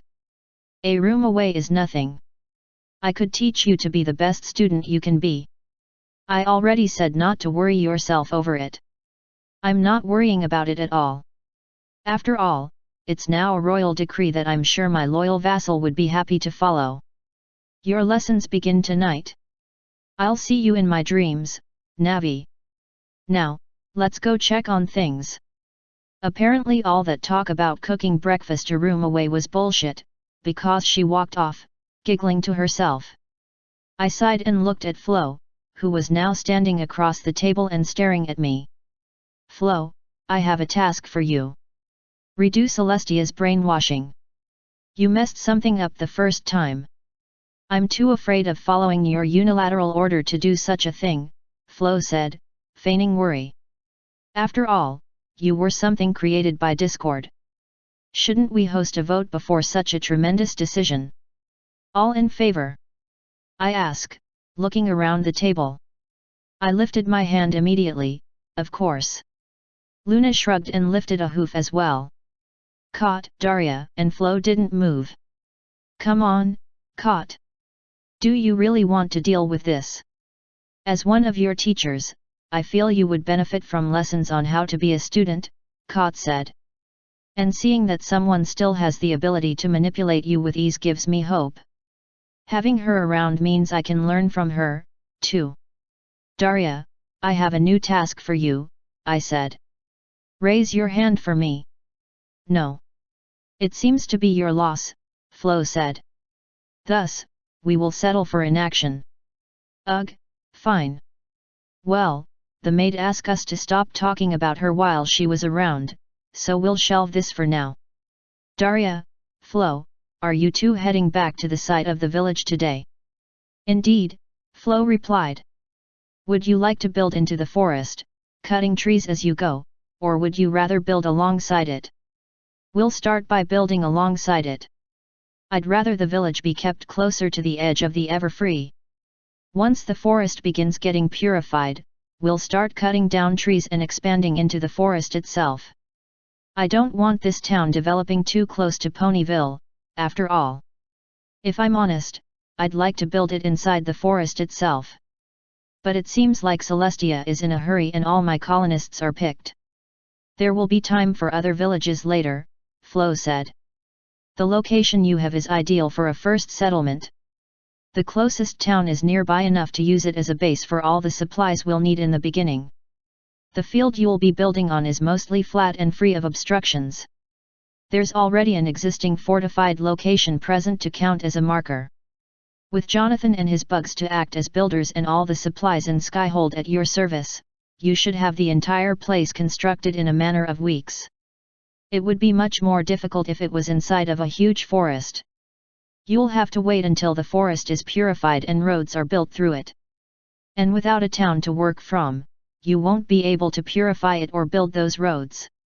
If you continue developing your land, you can build another town inside the Everfree itself later. Visiting the deer village might actually be helpful, if that is your goal, Luna said. They live within nature, using magic to guide things like trees to act as shelters. It's a shame that they're so snooty about it, and so secretive of their arts. But if you form a good relationship with them, they might be willing to sell their services. Though since they aren't interested in gold, there's no telling what they might ask for. Wait, what's their economy based on? I ask. Bartering. I'm wasting my time today, aren't I? Indeed, my lady, Luna said. The deer might agree to send a representative to the pageant, if only so the doe can act arrogant and haughty to the other girls. After all, they believe their race is beloved for its beauty and grace. They're sounding more and more like elves, I said. Do deer have long lifespans or something? Or is there any reasonable basis for their arrogance? They're about on par with ponies. A lot of their arrogance is just fear. They're a very cowardly race and hide behind their arrogance like it's a shield. The higher-ranking deer have enough combat abilities that they might pose a threat, but they'll probably be so afraid of you that they'd never think to fight. They'd much sooner tell you to leave. Afraid because I'm unknown or afraid because I'm a pseudo-predator? Your reputation. It didn't concern you, so you weren't told, but the land we used for the war game you participated in is adjacent to deer territory. Because of that, they used magic to observe it. And they observed you tearing out Shining Armor's throat with your teeth. They have magic that lets them see through his overpowered shield. From my understanding, the magic they use gives them the ability to see through the eyes of familiars. In this case, the birds who were flying over the battlefield. And you just allow another nation to spy on your training. The yearly war games are called games because it's meant to be a competition. The results are published and other nations are welcome to send representatives to watch. I wouldn't want to show that off. The pony military is kinda embarrassing. We'll need to begin retraining them quickly, Luna said. Most of the guards are glorified patrol ponies. Everyone always refers to the soldiers as guards. Is there a differentiation between the guards that patrol the cities and the army that defends against invasions? No, and that's the primary issue. In the days of old, the military was split into several groups. A navy that patrolled the seas, a ground army that defended and conquered, guards that patrolled for crimes, and then there were several smaller military factions like the irregulars, the monster hunters, the armies of the nobles, and the Office of Public Relations. Why was the Office of Public Relations a military branch? I ask. It was all propaganda and censorship, which fell under the purview of the military at the time. These days, it's handled by a team under the princess herself. If we want to begin rebuilding the military, we'll need to start recruiting and we'll need to break everything up. I don't know if we'll need to go on a recruiting drive yet. Modernized militaries need fewer combat soldiers and more support personnel. And even then, with teleport circles to move troops and supplies, the need for that is heavily reduced. If things go well, there will not be a situation where a column of our soldiers will charge into a column of theirs. We'll use artillery to bombard them. That'll thin their numbers and put the survivors into shock. Then we send in elite infantry with runic armor and golems to swiftly wipe out the stunned survivors before they can recover. None of that should require too many troops. We should send the infantry in first, before the artillery starts, Luna said. Once the enemy is grouped up to attack us, we can bombard the entire area. And kill our own soldiers. I slowly said. No, of course not. If you want to make the artillery rounds shock its targets, we need merely set the runes on our armor to resist it. The shells will be detonating above the combat zone, so there will be no risk of any of us getting hit by a shell. The shock magic would just bounce off our armor. Why would we kill our own soldiers? A misunderstanding. Almost all human artillery just exploded when it hit its target. When I said it would put its targets in shock, I meant they would be confused and disoriented since they'd be very close to the blast. But if we can really make runic rounds like that, it would be super cool. I can't believe I never considered something like that before, but it's such an amazing idea, Luna said. Rounds propelled even further by forcing them through a tube. It's so clever. And adding spin to make it go farther and more accurately. Truly, humans are masters of killing. Your species never ceases to amaze, my lady. Ponies only ever used cannons for things like fireworks or parties. Humans probably have the highest kill count of all time. Unfortunately, we were our own victims. Those who live by the sword tend to die by it. Indeed, a death in battle would be most honorable. Much better than dying in my sleep. Fighting has its perks, Kot said with a nod. Part of my killer body is from all the exercise I got while murdering. Yet, nothing really gets my blood going like combat, I said. Dying in battle wouldn't be too bad, since it would probably be quick. And since I'd resurrect without remembering it anyway, there wouldn't be any issues. Anyway, back on topic. So you said the deer watched the war games and know about me. Indeed, Luna said. After the games were over, they sent a request for more information about the terrifying monster that partook in the games. We told them, enough. Enough. I ask, dreading the answer. Yes, enough. Do I really need to ask you to elaborate? Tell me what they know. We sent them a report on your physical body at the time. We also included that you served under me as a knight. And of course, we included the highlights of your accomplishments. So they know that you have a history of violence, some of which they got to personally witness. They know that you are more than a match for any quadruped in a fight, with or without weapons, and they know you are dangerous enough to be sent in as a lone agent to destabilize entire governments. Look, that was one time. 2. Kot said. You took out the leadership of Egypt and you took out Perts. 3. Luna said. You were also instrumental in taking out Bahamut. At least 5, actually, Flo said. The criminal leader Nav took out essentially controlled a nation's worth of criminals, a colony of which Nav later helped Moonbeam murder. And then there were the kobolds. But at the time, it was considerably fewer. Unless the deer have been keeping up with your exploits, all of their information will be dated. This is a chance to show off the new and improved you, Navi. Why would you say that? Now I just feel dirty. Ugh, I don't even want to go anymore. Did you want to go to begin with? Cod asked. God, she got me a third time. That's beside the point. I'm doing a favor for a friend. I have to keep reminding myself of that. It's just, this favor is sounding less and less pleasant by the moment. Thankfully, I finally heard someone coming before they could eavesdrop on us. Some hoof falls made me look over to the entrance, where I discovered that my daughter finally decided to grace us with her presence. Her hair was just as flowery as mine, and done up in braids that emphasized them. She had on a plain pink dress that matched the flowers perfectly. Good morning, Mommy, she said with a large grin. How is your first spring? I ask. I feel so full of energy. Looking back, I realize now I was always so lethargic and just didn't notice. Winter sucks. If we do conquer Tartarus, we can get a house there. Since the seasons are mirrored, we can stay in spring and summer all year round. That doesn't seem healthy. We can take trips back if we ever want to sleep for a bit. Breakfast should be ready soon, but there's time for a walk outside. Want to head to the cliff and back? The sun and wind in your hair will give you even more energy. Let's do it, Mommy. Luna could read the room enough to stay behind, but Kot refused to give me some alone time with my filly and latched onto my arm as soon as I started walking to the door. Trying to turn her away would take more time than I was willing to spend, so I just put up with her warm squishiness and followed Taya outside. Any vestiges of weariness I felt left me the instant I walked through the door. The fresh spring air was wonderful and I could hear faint singing in the wind.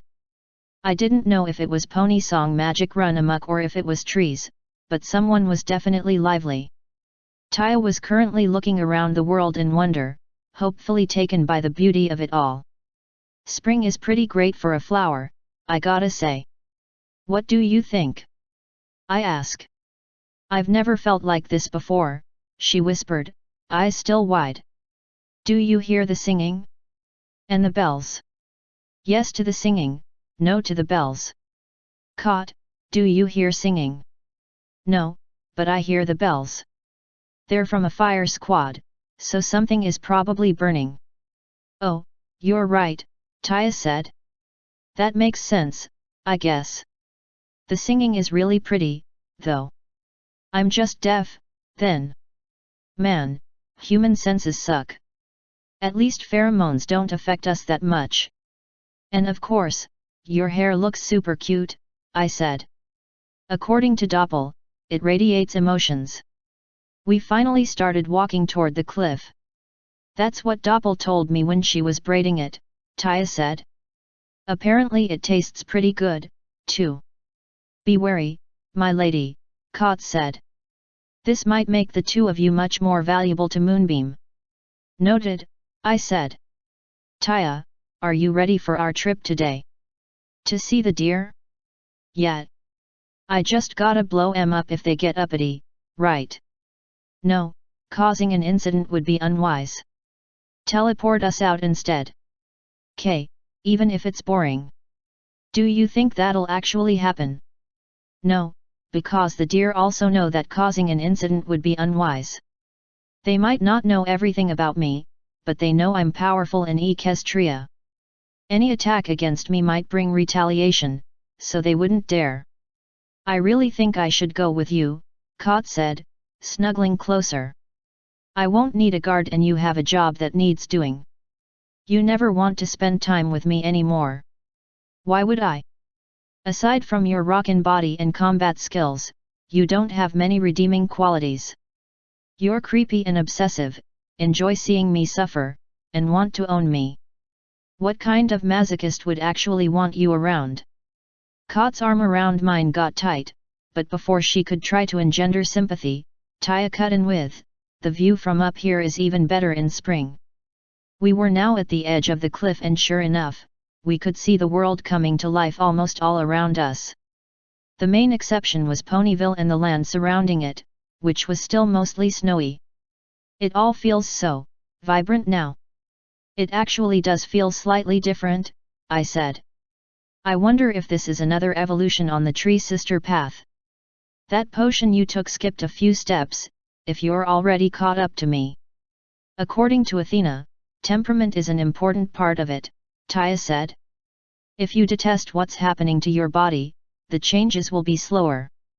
But if you want and welcome it, they'll be much faster.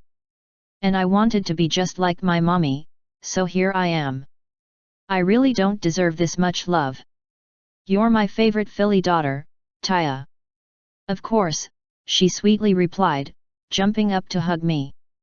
Right as she did so, an uncomfortably cold blast of wind shot over the cliff. That made me thankful for the warm filly and warmer kitty snuggling with me. I guess winter isn't entirely gone just yet, I said with a sigh. Why is Ponyville the only town still covered in snow? Kot asked.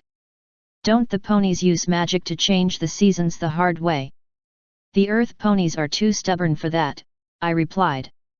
Instead of doing it the easy and fast way, Ponyville forces its inhabitants into hard labor for the day, making them remove the snow and change the weather by hoof.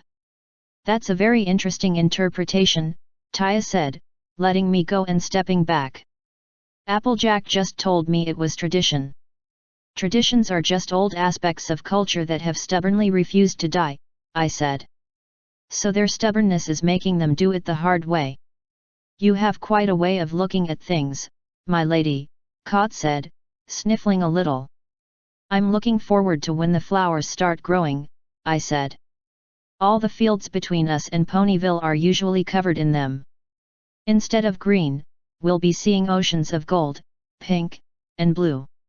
Do you think we could or should carve a kind of viewing station into the cliff? It would be a place like the sunroom, but right on the side of the cliff instead. I could probably carve it out in about an hour or two, if you want, Taya said. I can't make the glass, though. Twilight showed me how, but it's really hard to make it perfectly clear and uniform. Wouldn't that ruin the feeling of nature? Kot asked. The wind is just a part of being on a cliff. True, but it's hard to have a tea party like this. If I really want to style on the other nobles, something stupidly opulent like a tea party on a cliff would be optimal. A party under the magical cherry blossom trees would be just as viable, Kot said. After all, you probably won't be able to find any trees like those anywhere else in Canterlot. It would also feel more nature-oriented. Just because I'm part tree doesn't necessarily mean I care about all that, I said. But you're the lady of nature, are you not? Yeah, the lady of nature. That lady part means I'm allowed to make nature civilized so it's more accessible. The view of nature from the cliff is amazing, but the wind ruins it. So civilizing it by adding a viewing area safe from the wind is the best solution. You still have the perfect view, just without the wind. Yes, quite the way of looking at things. You excel at mental gymnastics, my lady. Thank you, I try. Taya, do you feel wide awake? Yep. And I actually feel kinda hungry, too. Let's head back in, then. Breakfast should be ready soon, if it isn't already. I'll go wake Spider up so he can join us, Kot said, finally releasing me. She walked over to the tree while Taya and I walked back in. Should you really say things like that to her? Taya whispered. Isn't it kinda bullying? Cod has recently made it very difficult to like her. I probably shouldn't say things as bluntly as I do, though. But I mean, you saw some of the shit she did in the coma. Is that acceptable behavior? Am I wrong for wanting to put a stop to it? My filly sighed and didn't reply. She sighed yet again when we got inside and beheld Celestia setting the table with our breakfast. Why is that mare back again? Apparently because she wanted to make breakfast, I replied. Where did she even get one of our maid outfits? When my filly asked that, Celestia just beamed. Remember who you're talking about, I said, patting my filly's head. She sighed a third time and gave in, just like I had to. Together, we sat where Celestia put our plates. Luna was silently eating, refusing to acknowledge her ex-sister's existence. So when does Spike usually wake up? Celestia sweetly asked. I'd like to make his breakfast too, and maybe help him get to work. You'll probably be waiting for a bit, Taya said. He usually isn't up by the time I leave for class. Or maybe he's up and just not leaving his room. Perhaps I should go greet him, Celestia said, poking at her chin with a hoof. He might be with Gilda, so make sure to knock first, I said. And thanks for breakfast. Anything for you, my lady, she sweetly replied. I'm off to go wake the dragon. Do enjoy. She left right as Cod and Spider joined us.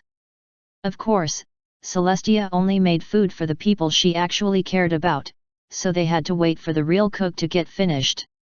This was tested by poison tasters, right? Taya asked. Luna's eating it right now, I said. Also, we're immune to poison anyway. Besides, poison doesn't even taste that bad. Arsenic's a little tingly. It might be good in chili, actually. Luna snorted. What? I never thought I'd hear someone talking about purposefully poisoning themselves for the taste. Truly, life is a wondrous thing. Right? You know, there were humans out there who dosed themselves with small amounts of poison to build up resistances. I personally wouldn't recommend it, but it might be possible for a pony to do the same thing. It is, Luna said. And I also wouldn't personally recommend it. Get the dosage wrong just once and your stomach might be aching for days. Ugh, and the smell. Not what I wanted to hear while eating breakfast, but Celestia's cooking was good enough that it didn't detract much. So did you think Celestia might actually poison us? I asked. Love poison, maybe. I'm immune to that, I said. And she knows I'm immune to it, since she forced me to drink it once. She did what? Luna shouted. After she got mad at me for doing it. You forced mommy to drink love poison. Taya coldly asked. You're looking at it the wrong way. I helped your mother discover that she was immune to love poison. No you didn't, I said. I had no idea it was love poison until much later. And Luna didn't force me to do it, she just tricked me into it. Of course, that's arguably worse. And Celestia didn't believe it anyway, because she was just as surprised as everyone else when it didn't work on me. You have no need to fear poison from her, Taya. Flo wouldn't let her do that, anyway. Besides, poisoning food is dumb. Poisoning the silverware is the right idea. Or the rim of someone's glass. That way, if someone fears being poisoned and just mimics eating, they'll still die. And if there are a lot of enemies and you aren't sure who is who, put the antidote in the food itself. Thus, you can poison all the silverware and glasses without worrying about hurting your allies. My lady, where did you learn such dangerous things? Luna slowly asked, staring at me with stars in her eyes. Isn't that just common sense? I asked. Those are an assassin's final resort, Kot said. Something not taught to members of the guild that trained me until they were nearing the rank of master. It's hardly anything I would call common sense, given that it's so uncommon even in my old order. It's so rare that my sister and I only ever encountered it once, Luna said. It failed because we scanned the entire table for poison, but most unicorns would only think to check the food. It had never even occurred to us until then. I guess video games finally taught me something useful after all. I'll probably never get invited to a game at dinner. Anyway, let's eat. And so Taya and I began eating. It was pretty fantastic, I gotta say. Celestia's a powerful opponent, Taya whispered when she was done. Tell me about it, I said. Though I figured she would have found Spike by now. Doesn't she need to be getting to her job soon? Why? Flo asked. There's a fake in place. She can stay as long as she'd like and it won't cause any issues. That's clearly pushing well past the boundaries I set, I said. Not that she has any intention to, I assure you. I was just saying that her work won't pose any issues. That's still not very comforting, but I'm sure Spike can distract her while Taya and I slip out. His sacrifice won't be in vain. You're quite fast to throw others under the bus, Flo said. I learned from everyone around me all these years, I replied with a shrug. As someone who's perpetually gotten the worst end of the deal, I've started learning how to get others to take the fall for me. If anything, you should be praising me for my growth. Aren't I a better leader now that I know how to use others to their full potential?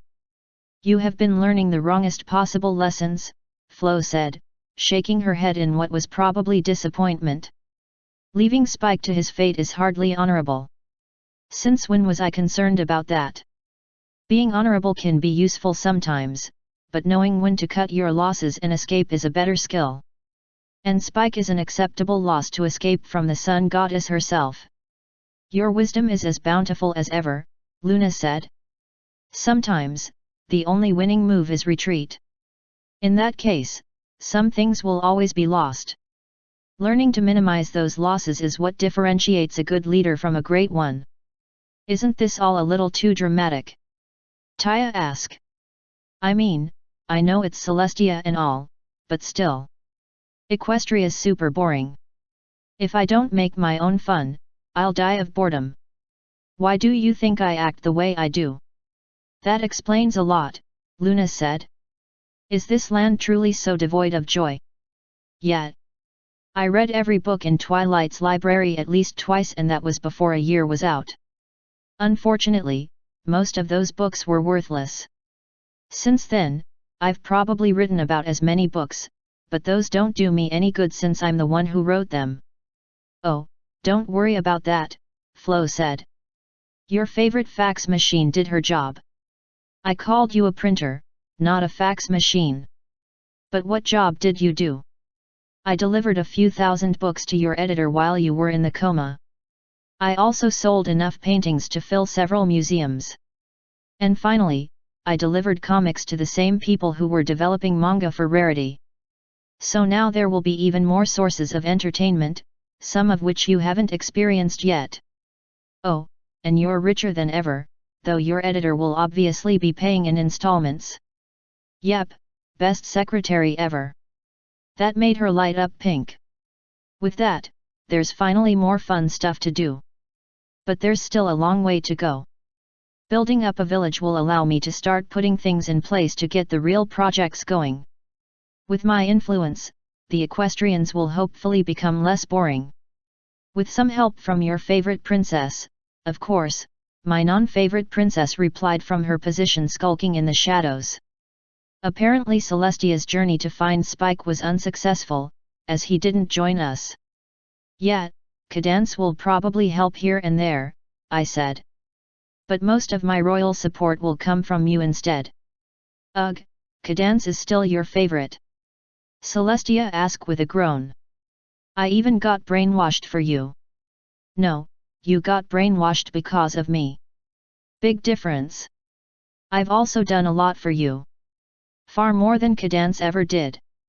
After all, I've only come over to visit a few times. I'm certainly not living here with a foal. Yet, but you've also done a lot of stuff to me. But if we take what Oldal's done out of the picture, you're still basically just a blank slate. After all, it isn't fair to give you the credit for everything good she did while saying you're off the hook for the bad stuff. I'm making you a countess, aren't I? That's just a liege lady taking advantage of a talented vassal. You certainly aren't doing me any favors. If anything, you're inconveniencing me by forcing me to push plans forward. Tisk. I made you dinner and breakfast, didn't I? Cadance cooked almost every day she was staying in my house. I've probably eaten more of her home-cooked meals than Shiny has.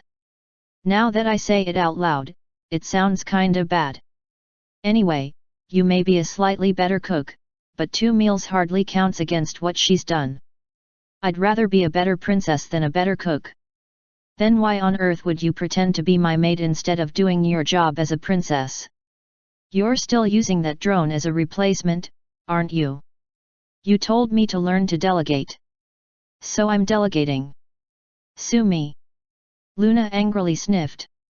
As a wise princess once told me, there's a fine line between shirking and delegating. Putting all of your duties on autopilot while you prance about is the exact definition of shirking, I believe. Forgive me for being new to the whole princess thing, Celestia said. Being a princess is all you've ever known, I said. You can't be new at it.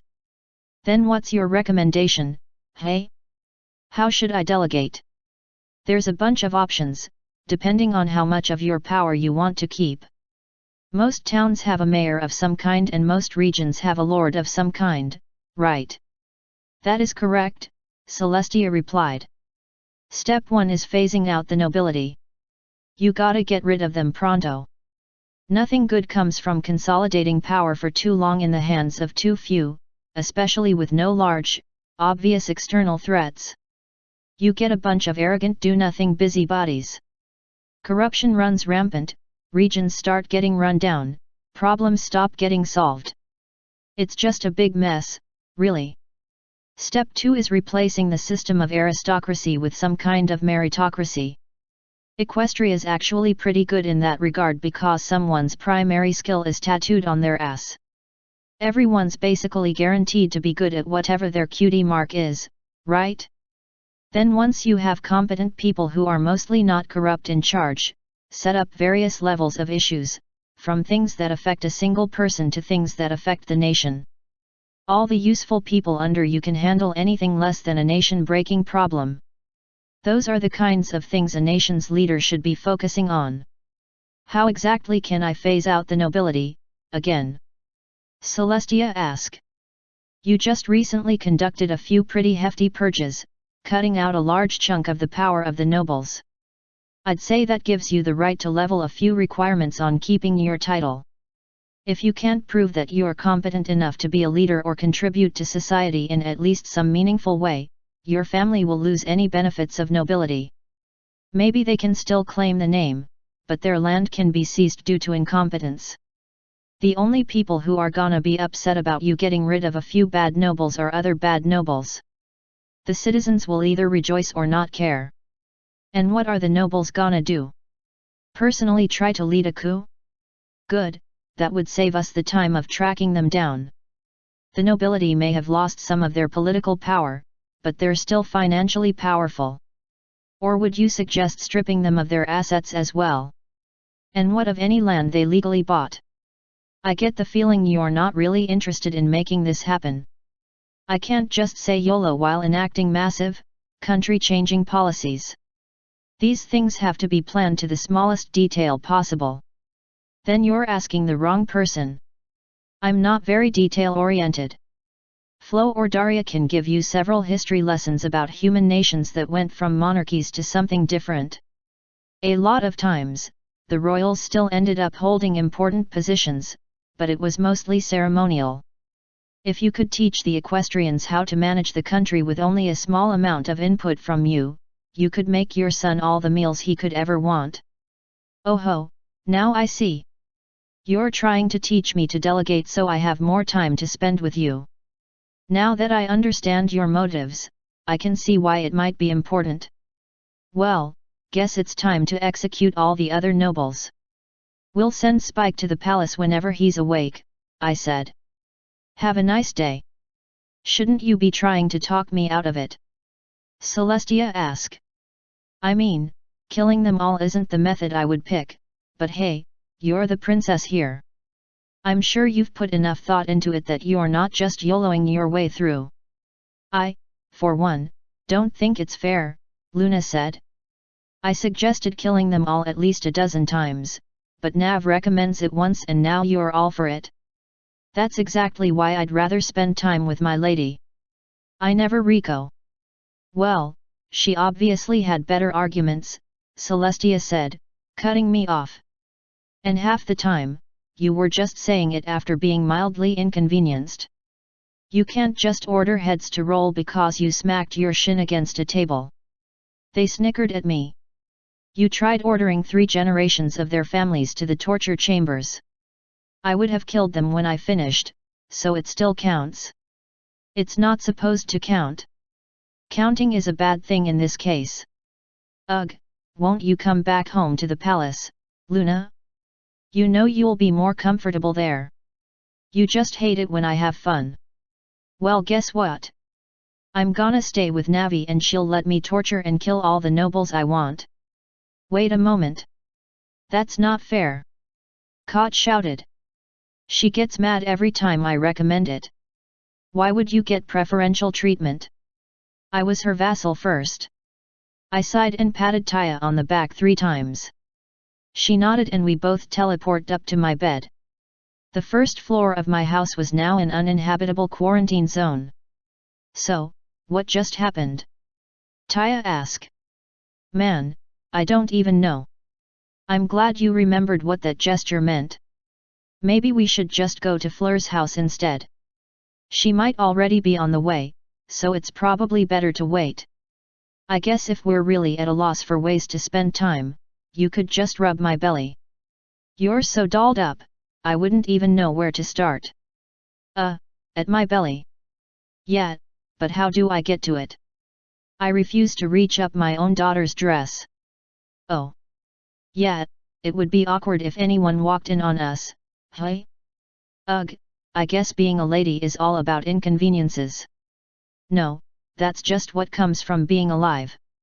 It's a road of constant disappointment with an inevitable end in eternal dreary darkness. Or not so eternal, if you're dumb enough to bet your soul with what might as well be a god. Mommy, would you get mad if I ever turned you into a pony to rub your belly? I really think it would cheer you up a little. Please don't do that. Receiving belly rubs as a pony has an uncomfortable habit of turning me on. That's why Twilight tricked Spike into doing it to me in front of some guards. I bet you enjoyed it. Anyway, don't do that. I think Fleur said she would get here around 8. I hope we can last that long. Do you think they'll try to retrieve you, Mommy? Sure enough, someone gently knocked on the door, making both of us jump a little. Should we run? Maybe it's someone sane. Open it, but be ready to escape. She gulped and used magic to ease the door open. Thankfully, it was Doppel who presented herself. Oh, we're safe.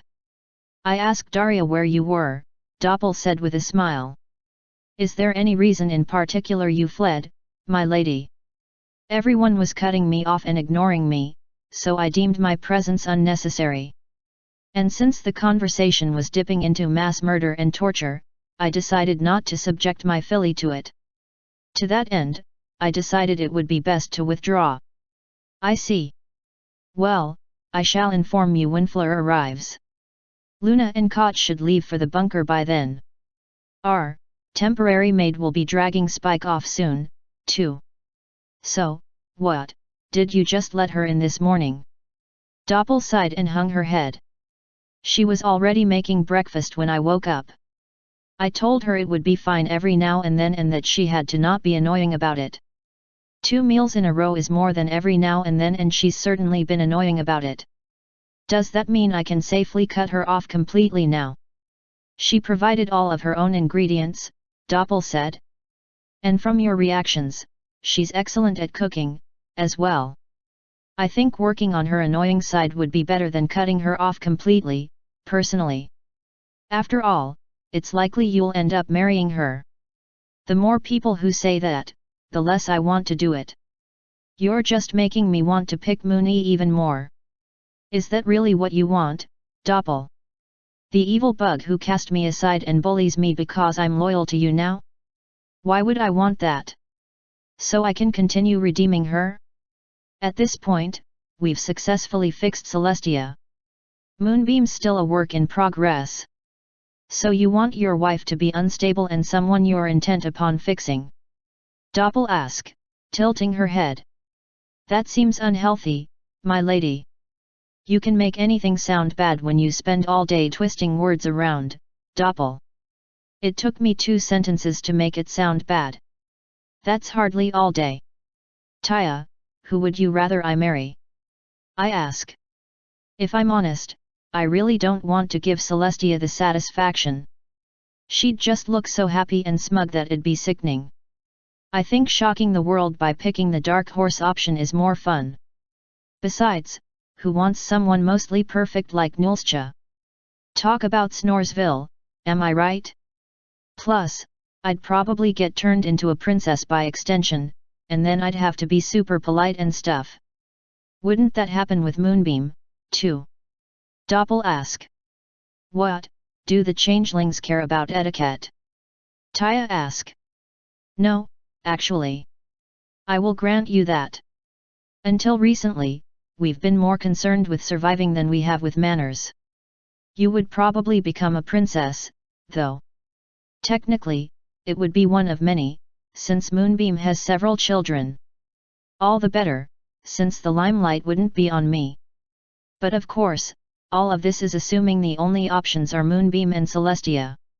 The best answer is obviously founding your own nation with Twilight. The Fae King and his sorceress queen ruling over the land of demons. Doesn't that sound awesome? Then we could make our own rules about behavior. Would you consider Celestia off the table? I ask. No, but she's not my first choice. We'd probably have to be accompanied by guards everywhere, too. At least if changelings were guarding us, they could follow as birds or something. Mommy, unless you actually fall in love with Celestia, marrying her would be kind of pointless. She's willing to listen to reason now. About the only way we could turn her against us is by doing stupid things, like murdering random people or trying to hurt her. What benefits would marrying her really grant you that you don't already have? That's definitely a way of looking at it, I said, nodding. And it's actually true. As things stand now, unless I fall in love with her, marrying her would be pointless. It would turn me into even more of a celebrity, which would be annoying. It would basically force us to live in the palace, which has its ups and downs. I would obtain more authority, but right now, I can use elementals to instantly ask for whatever I need from Celestia. Sounds like nothing but downsides, if I'm honest. Just, think about your choices, Doppel said. And beware that each has consequences. Of course. Do you know when the airships will be returning? I don't know the exact time, but both should return within the week. And the large ship will arrive after the pageant begins but before it ends. Wonderful. I think that's when Celestia said she'd announce my promotion. Should I wear some kind of special outfit to commemorate it? If there's a big event, I would recommend it, Doppel said. However, Rarity is almost definitely going to deliver more outfits for the pageant than you'll ever need. Plus, you have several gorgeous dresses here that were gifted by your various paramours. You can get away with wearing any of those, as long as Fleur and I deem it acceptable. Good. When do you think it'll be safe to go downstairs? I'm not sure. Fleur should be here soon. In the meantime, I'll send tea up. Please don't. I'm so tired of tea. Then I'll send hot cocoa up. With extra marshmallows for Taya, of course. Of course, my filly replied with a nod. I guess I wasn't allowed to have extra marshmallows, because Doppel let herself back out before I could say anything. Are we sure she isn't a double agent, Mommy? What if she's going to rat us out? I think Doppel can be trusted, but she was pushing Celestia a little hard. I'm pretty sure our hot cocoa will arrive without interference. She said she would have it sent up, implying someone else would bring it. Right now, there are only 2 other maids in the house. So we either get the trap or, her. Does Aurora really count as a maid? I guess so, hey? I'm confident we'll survive whatever may come. Wait, who taught you what a trap was? Rarity, of course. Right, of course. And when did she pollute your mind with this? When she made my dress for the gala. She had dozens of those manga books scattered around and meticulously designed the dress around them. A few of the characters in the books wearing the outfits were boys, so I ask about it. You can end your explanation there. I don't want to know the rest. Thank you for letting me know, though. Now I have to punish her. We might have time when we get back from visiting the deer. I really can't believe you liked traps enough to hire one and force him to be your maid, though. I guess Rarity was right, hey. And now I have to punish you, too. So I'm going to tickle the hell out of you when we get back, I said. Prepare yourself, my adorable filly. I'll soon have you squealing in terror. Mommy, you seem to have forgotten something very important, you can't wear your ring anymore. Yeah, but I happen to have a Luna. That's close enough to make it work. Oh. That might be a problem. Oh, I bet Celestia would help me tickle you, though.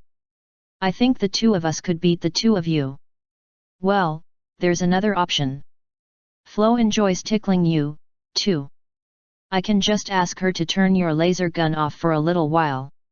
When her ears flinched and she looked away, I knew I had won. The punishment for my filly was settled.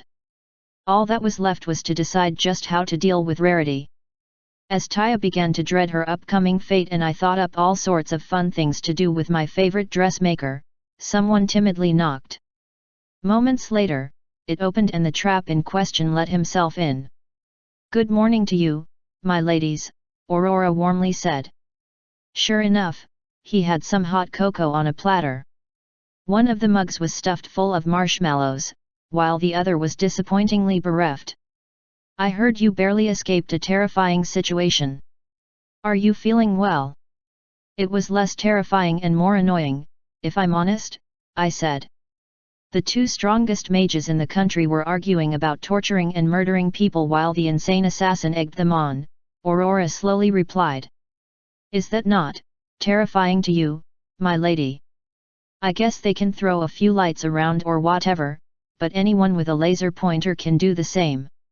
It was just well, I hesitate to say catfight, but that's basically what it was.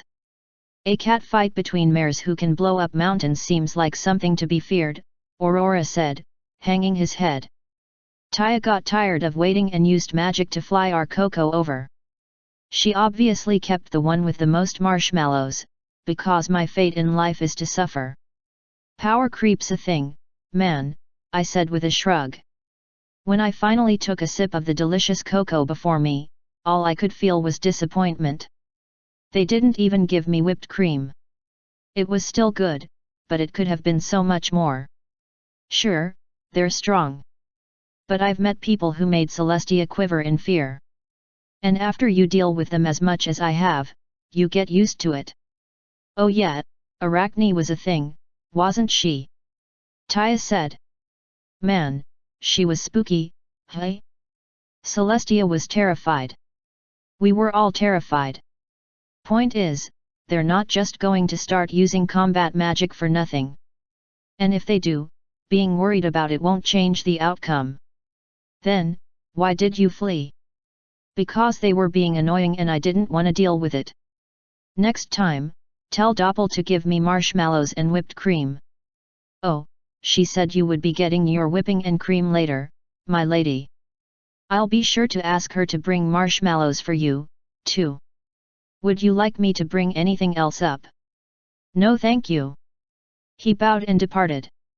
When the door was shut, I couldn't help but sigh. Disappointed to see your favorite trap leave, mommy. I'd be happy to increase your tickling time. She gulped her marshmallows down nervously. I'm disappointed that Doppel is passing off slutty messages for me to her staff. It's unfair for me to say it, but it seems unprofessional. Yet, you have no grounds to say that, Taya replied. I'm trying to work on it. But at this point, I already have the reputation. Getting away from that image will take time, no matter how I think about it. It's just one more thing I need to change. I'll support you, even if it is boring, my filly said. Good. So, what are you expecting from the deer? A bunch of arrogant and rude cowards. Well, let's hope we're disappointed. And I know I may have joked about it, but don't actually leave Fleur behind if we have to flee. Lame. Fine, I guess. What if we have to split up?